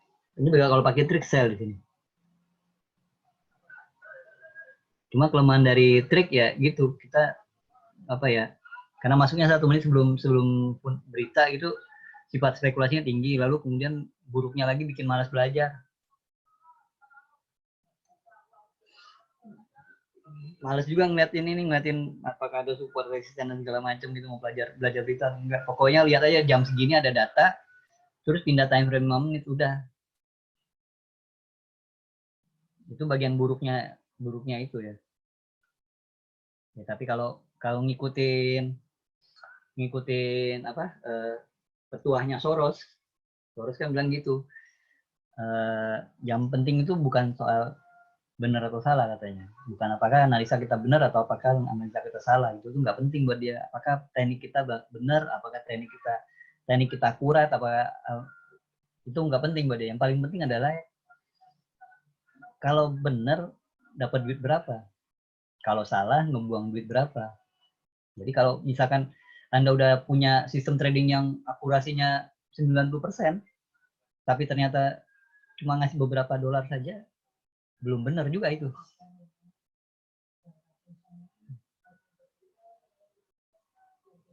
Kalau kemudian Anda hasil rapuan 20 pengaruhnya kemana? Ini kalau lihat Pak, pengaruhnya sih lebih ke, itu kan berita ekonomi Pak. Sebenarnya lebih, bukan sebenarnya sih, itu kan kasih informasi mengenai gimana kondisi ekonominya satu negara ya. Kalau di ini tadi, nah ini baru kebuka, gila ini home lamban nih. Kita refresh aja nih. Nah, ini kan dia lagi kasih informasi mengenai gimana kondisi bisnis di sektor jasa nih. Di sektor jasa. Nah, ada di halaman akhir dari PDF yang saya buat itu untuk handout malam ini, itu adalah bagian yang jangan lupa gitu. Kalau fundamental itu kasih informasi angka-angka ini nih bukan datanya punya saham, bukan datanya punya mata uang, bukan punya data gold, bukan. Ini ada angka-angka tentang kondisi ekonomi Amerika, sebetulnya datanya data Amerika. Jadi kondisi ekonomi Amerika yang ngelihatnya semua pelaku pasar Amerika ngeliat ini gitu. Semua pelaku pasar lagi ngeliat ini. Jadi bukan cuma currency yang ngeliat, bukan cuma kita yang trading di forex yang ngeliat, tapi juga yang trading di pasar lain juga lagi ngeliat data ini. Jadi kalau ditanya pengaruhnya kemana, bisa mestinya kedua-duanya Pak, antara indeks dan dolarnya. Nah, belakangan yang saya lihat itu data Amerika lebih direspon ke pasar saham. Lagi. Oke, yang penting posisi kita bagus, baru kita pindah ke sini ada alamat. Nah ini, jadi saat datanya dianggap bagus, kalau datanya dianggap bagus itu dia bilang artinya kan ekonomi lagi bagus. Kalau ekonomi lagi bagus, kalimat di pasarnya ya ayo invest gitu, invest yuk gitu. Nah kalau investasi itu jelas larinya itu cenderung ke saham. Atau juga bisa jadi properti gitu, itu kan investasi gitu ya. Nah, jadi kalau saya kecilkan aja skalanya, saya kecilkan membandingkan dua pasarnya, saham dan kemudian mata uang. Ini buat teman-teman yang pelajari yang udah paham dengan Do kan, satu pasar akan mengkonfirmasi pasar yang lain kan gitu Pak ya. Intermarket ya. Nah, jadi kalau ada data bagus, ini cenderung kemudian ayo invest. Kalau invest, dia ngapain? Dia beli saham. Saat dia beli saham, uangnya kan berkurang tuh. Atau dengan kata lain, buy saham, sell mata uang. Jadi kalau data Amerika bagus, bisa jadi yang terjadi ya. Bisa jadi saham Amerika naik, US dollar index malah turun. Kalau US dollar index turun, di pasar currency kita akan melihat dolar itu lagi ketekanan turun. Hasilnya pound sterling jadi naik, euro jadi naik oleh data bagus Amerika. Nah, reaksi ini disebut dengan risk on atau risk appetite. Kemudian saat datanya buruk, belakangan ya sebulanan 2 bulanan terakhir tuh data Amerika buruk semua, nggak ada yang bagus. Terima kasih sama corona tuh. Nah, saat ekonominya datanya lagi buruk, dia kasih informasi kalau ekonomi lagi buruk. Kalau ekonomi lagi buruk, semua investor akan lari. Jadi bilang ya gimana cara larinya? Di withdraw dong, investasinya di withdraw dong. Kita withdraw ya.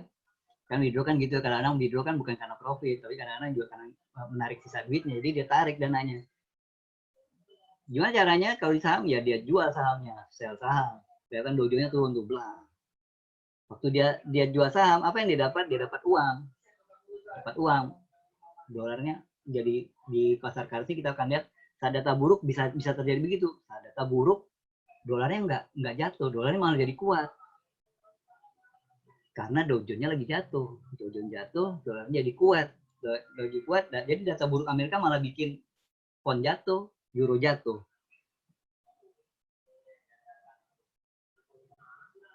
Makanya saya pede nge-sell pound.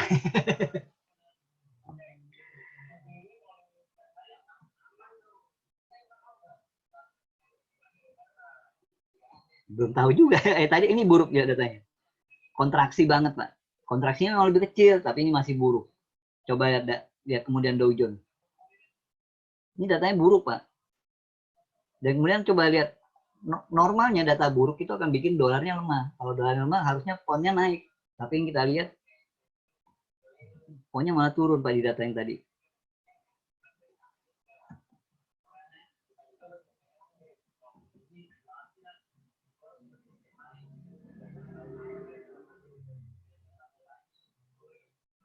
Bentar, Pak, kaitannya beda lagi nih. Kalau IHSG jatuh, IDR-nya nggak pakai kata harusnya sih, Pak. Ini kan kita lihat anomali pasar gitu ya, Pak. Saat IHSG jatuh, coba kita ke itu biasa dipakai ini. Normalnya memang gitu. Saat sahamnya jatuh, semua orang kan jual saham nih. Jual saham berarti dia dapat kalau IHSG berarti sahamnya dapat rupiah ya, Pak. Dapat rupiah semua nih. Dapat rupiah. Jadi ujungnya mestinya sih jadi demand ke rupiahnya jadi tinggi. Tapi kalau rupiah kita makin tertekan, makin terbang gitu ya.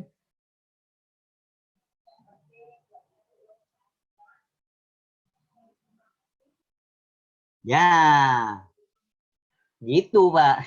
Apes jadinya Pak. Karena yang di IHSG itu nggak cuma pemain lokal gitu Pak.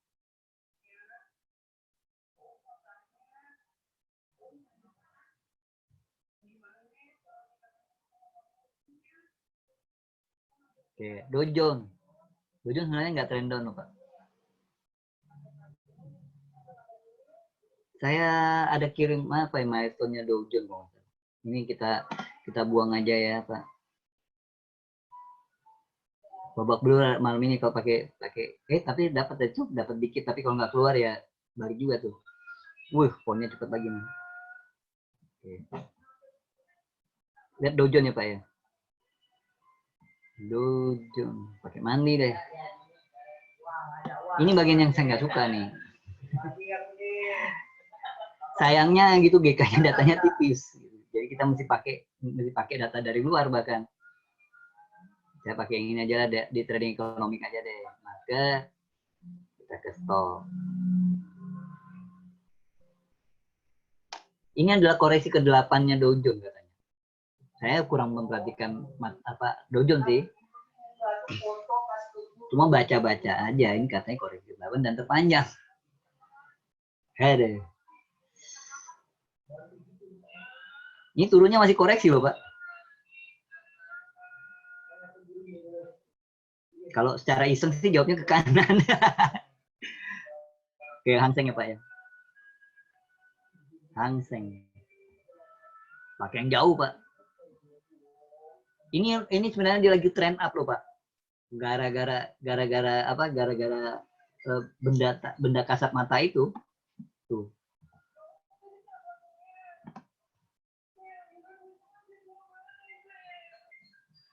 Ya. Ini dia kan harusnya dia trend up nih. Dia lagi trend up, tiba-tiba kena badai, boom, terjun.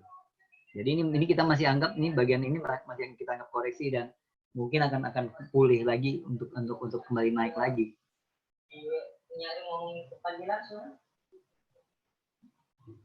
Saya sih nggak terlalu mikirin itu sih.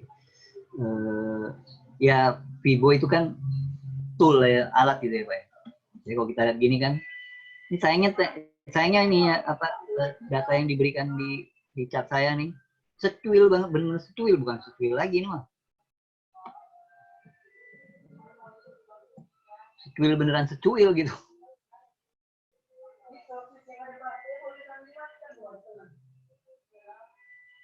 Jadi kalau gini, iya pakai trading view emang. Semua nggak seru kan Pak lagi ini tadi ini kenapa ngotot gitu ya Pak nih Pak, coba lihat kenapa saya ngotot pakai itu, ada ininya Pak. Kalau isinya trading view kita pakai trading view Pak.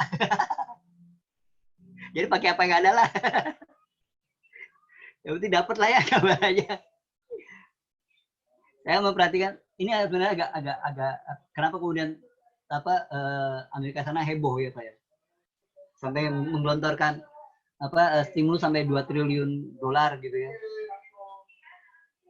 Berarti mereka ekonominya juga memperhatikan Fibonacci, Pak, belajar Fibonacci. Ada 2 level penting Fibonacci. Terkenal nih, 2 level ini terkenal, Golden Fibo rasio ya. 50 dan 61,8 ya. 50 itu area koreksi biasa dia. Biasa tuh pergerakan harga kan terkoreksi sekitar 50-an. Diskon kan umumnya 50% ya Pak ya, diskon Pak. Diskon dahsyat itu 50%. Di atas itu serem diskonnya.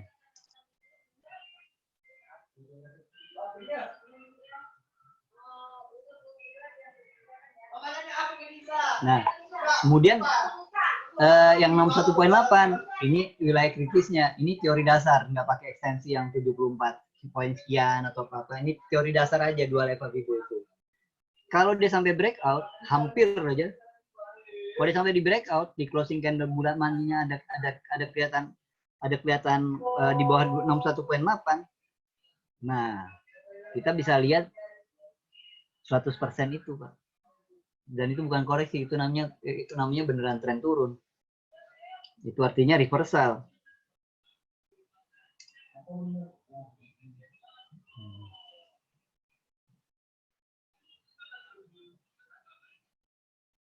Gitu, Pak. Jadi kalau ini sampai tembus 61,8, ekonomi Amerika memang buruk seburuk-buruknya, buruk, Pak. Takut dia.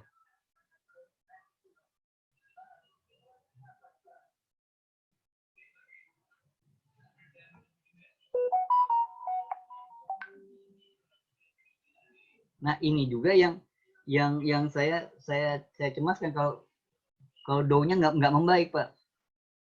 Kalau Dow-nya nggak membaik.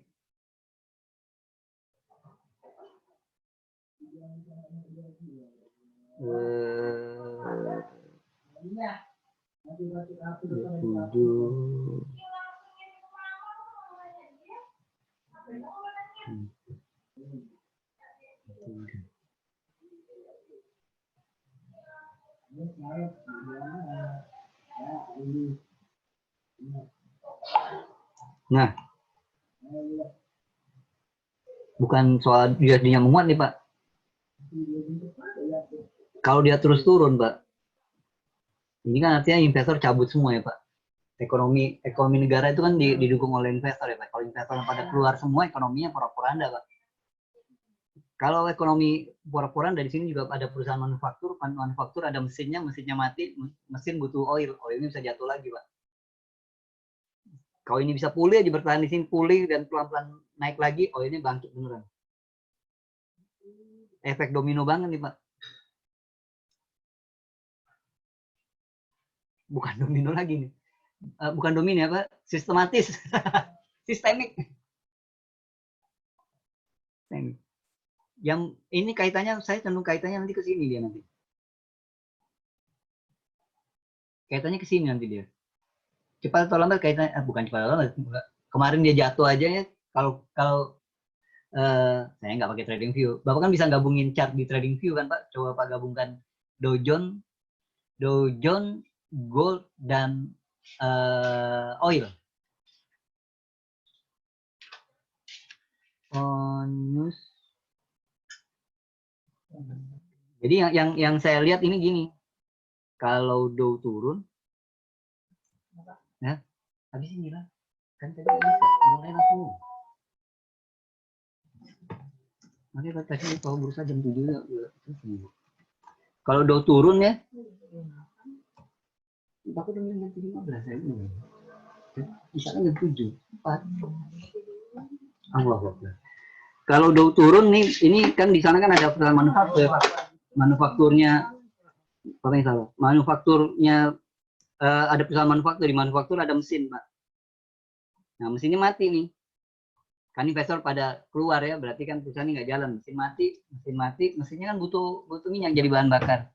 Jadi demand oil turun. Supply-nya nggak akan turun. Semuanya akan terus banjiri pasar dengan supply. Kenapa? Kalau dia turun itu kayak kalau kita pakai ilustrasi gelas aqua disedot pakai beberapa sedotan gitu ya, 11,6 sebagai perlambangan bumi itu ya, dengan airnya jadi minyaknya, itu berarti yang nyedot lebih kuat akan dapat lebih banyak kan Pak? Maka kalau disuruh berhenti nyedot dia nggak akan mau. Sifat cairan adalah dia bisa berpindah tempat. Jadi kalau demand oil turun sementara supply-nya terus banyak, harga minyak akan kembali turun.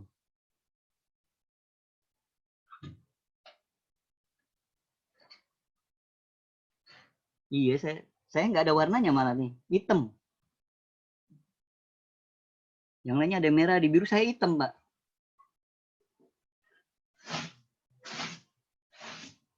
Cuma masih ada minusnya.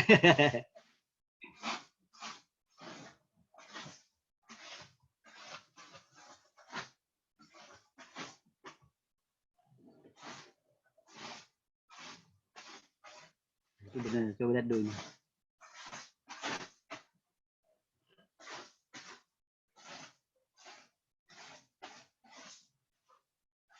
Videonya mah serem.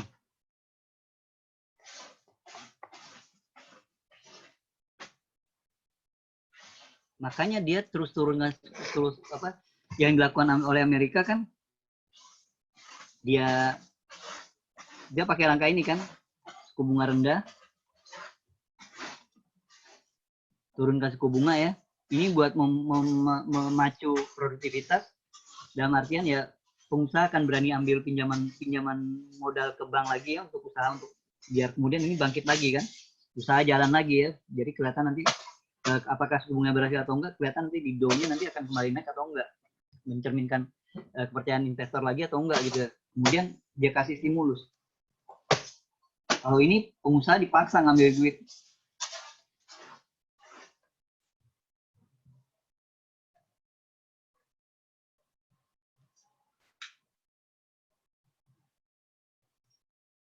Kalau kesepakatan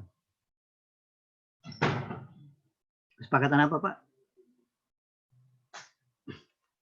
Ini kalau soal oil Pak susah dapat kesepakatan. Kayak kemarin apa beritanya si Trump itu kan, si Trump kan bilang dia udah telepon dengan itu ya, yang Rusia dengan Uni Emirat dengan Arab ya, soal minyak gitu kan. Nah, yang terjadi sekarang kan apa, si Arab dengan Rusia perang harga ya Pak ya. Kenapa mereka bisa perang harga? Karena mereka berdua punya biaya produksi yang cost production yang murah.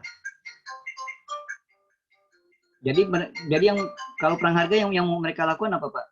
Mereka akan genjot produksinya, dia maksimalkan aja, banjirin pasar dengan minyak sebanyak-banyaknya. Kalau dia banjirin terus, kalau minyak terus semakin banyak, harga makin turun nggak Pak? Begitu harga makin turun, yang paling kuat yang menang Pak.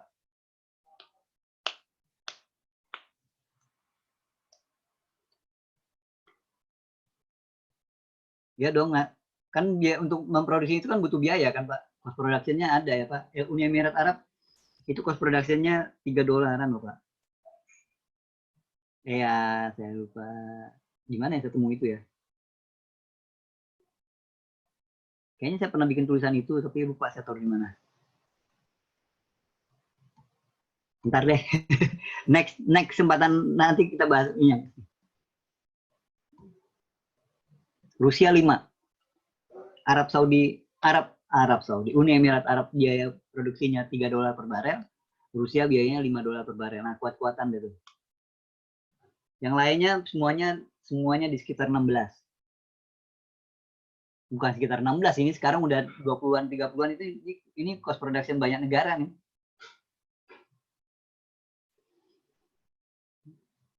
Nggak ada pedagang mau jual rugi. Malah dibanjirin terus. Wah, kacau kan kita nanti ujung-ujungnya ada yang tulisan di CNBC itu mau ditaruh di mana lagi minyaknya gitu.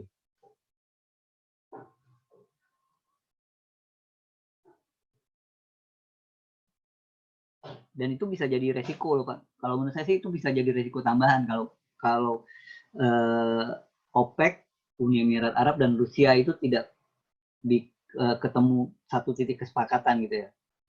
Soal apa cut production kayaknya berat. Kayaknya berat untuk mereka itu cut production pasti berat.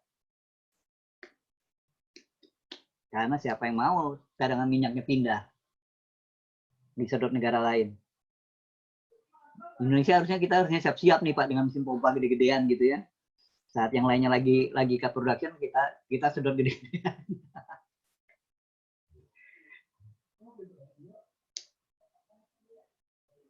Ini logika doang enggak. Apakah benarnya mungkin kemungkinan besar saya salah.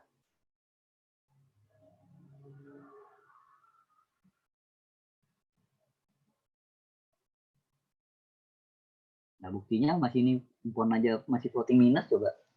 Yang lainnya udah ada yang biru, ada yang hijau, saya masih hitam aja nih.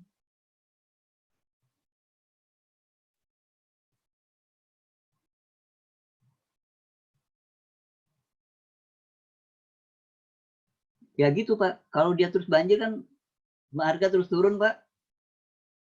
Cost production-nya misalkan cost production 20 gitu, cost production 20. Yang sekarang yang lagi bagus yang kemarin itu cost production rata-rata 30, harga kemudian 20. Ya gimana mau produksi kan Pak? Tutup nanti dia, rig-nya tutup. Rig-nya kena tutup, akhirnya yang punya cost production paling murah lah yang masih terus bisa mompa, terus bisa banjirin. Sehingga kita kalau mau beli minyak hanya ke tempat itu aja. Yang lainnya nyerah. Nggak bisa kerja.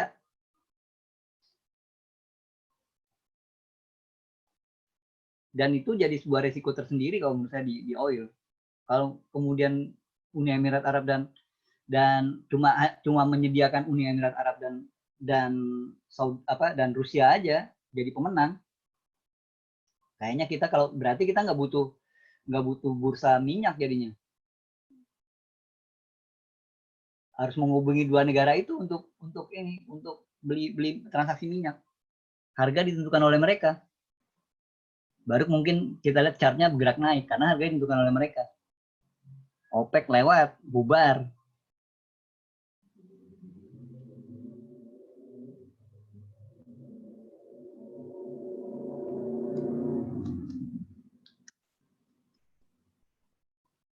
Keduanya lagi punya kendali sekarang. Mungkin dengan tenang mereka bilang ya udah kami keluar dari OPEC. Mungkin ya Pak ya, semoga enggak deh. Nah untuk itu harus muncul demand, biar demandnya bisa muncul, ya negara-negara besar manufakturnya harus kembali muncul, biar mesin-mesin hidup kembali. Gimana biar bisa hidup kembali? Suruh mereka trading forex kali Pak, dapat modal, trading bareng kita.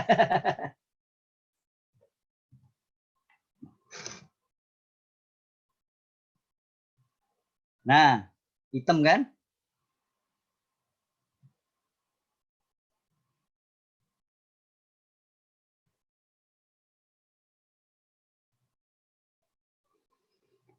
Pak, terus dia cuma sekedar bisa ngancem Pak. Amerika juga nggak banyak banget itunya. Buktinya cadangan minyak Amerika makin banyak tuh. Lihat di data crude oil inventory-nya makin lama makin banyak loh. Amerika, Donald Trump sekarang juga sadar gitu kalau dia nggak bisa juga dia ngancem ya Pak ya, ngancem produk dua. Dia paling telepon kemarin tuh malah ngemis-ngemis, tolong dong gitu. Udah mulai iya Pak. Kembali ke jalan yang benar ponnya.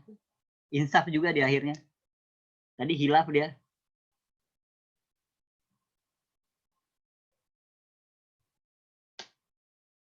Oh iya, US kan memang punya sifat yang nggak mau kalah ya. Coba kita lihat ya. Bahkan terhadap yang satu ini dia nggak mau kalah loh. Ini mana? Hmm.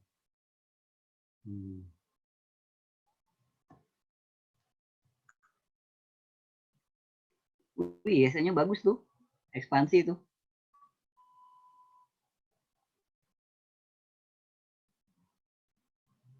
Nggak respon. Non manufaktur Pak, nggak ada mesinnya Pak.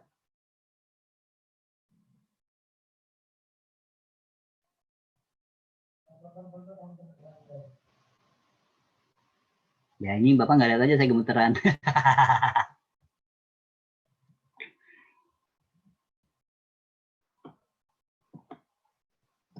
Bapak tadi kan bilang Amerika nggak mau kalah ya Pak ya. Bukan di atas 50% Pak. PMI itu, data PMI itu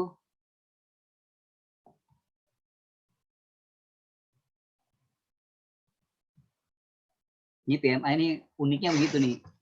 Pakai angka 50. Jadi kalau PMI di atas 50,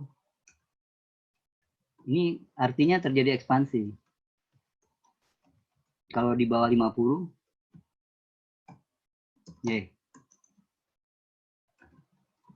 ini kontraksi. Jadi sepanjang di atas 50, sepanjang di atas 50 itu sebenarnya datanya bagus. Karena kasih informasi terjadi ekspansi.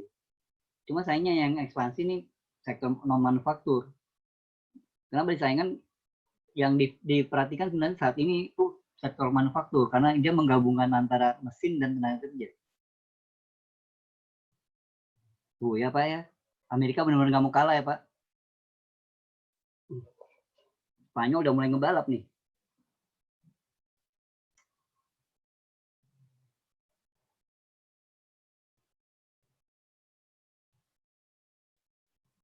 Iya balik lagi.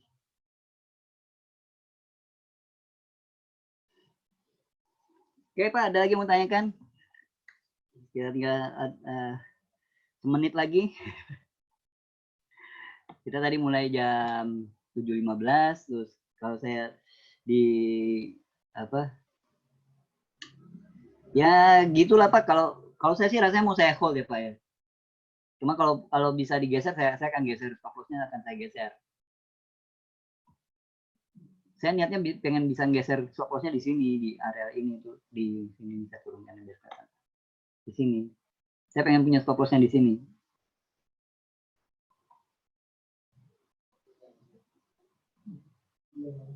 Itu kan kalau mungkin kan Pak, kalau nggak mungkin ya kalau toko datang nggak ya udah di close aja gitu Pak. Nah, kita udah dari jam 7.15, sekarang udah 2 jaman ya. Saya biasanya memang tiap malam dengan grup trading bareng saya kita 2 jam trading bareng ya. Ini udah kenapa 2 jam ya? Karena di atas itu mata saya udah tua. Kuotasinya turun. Oke. Kalau nggak ada yang tanyakan lagi, kita akhiri sampai sini malam ini. Terima kasih semuanya udah mau mengikuti trading bareng bersama saya. Selamat malam, semoga ponnya bisa profit malam ini ya. Sampai ketemu di kesempatan lain. Terima kasih. Assalamualaikum warahmatullahi wabarakatuh.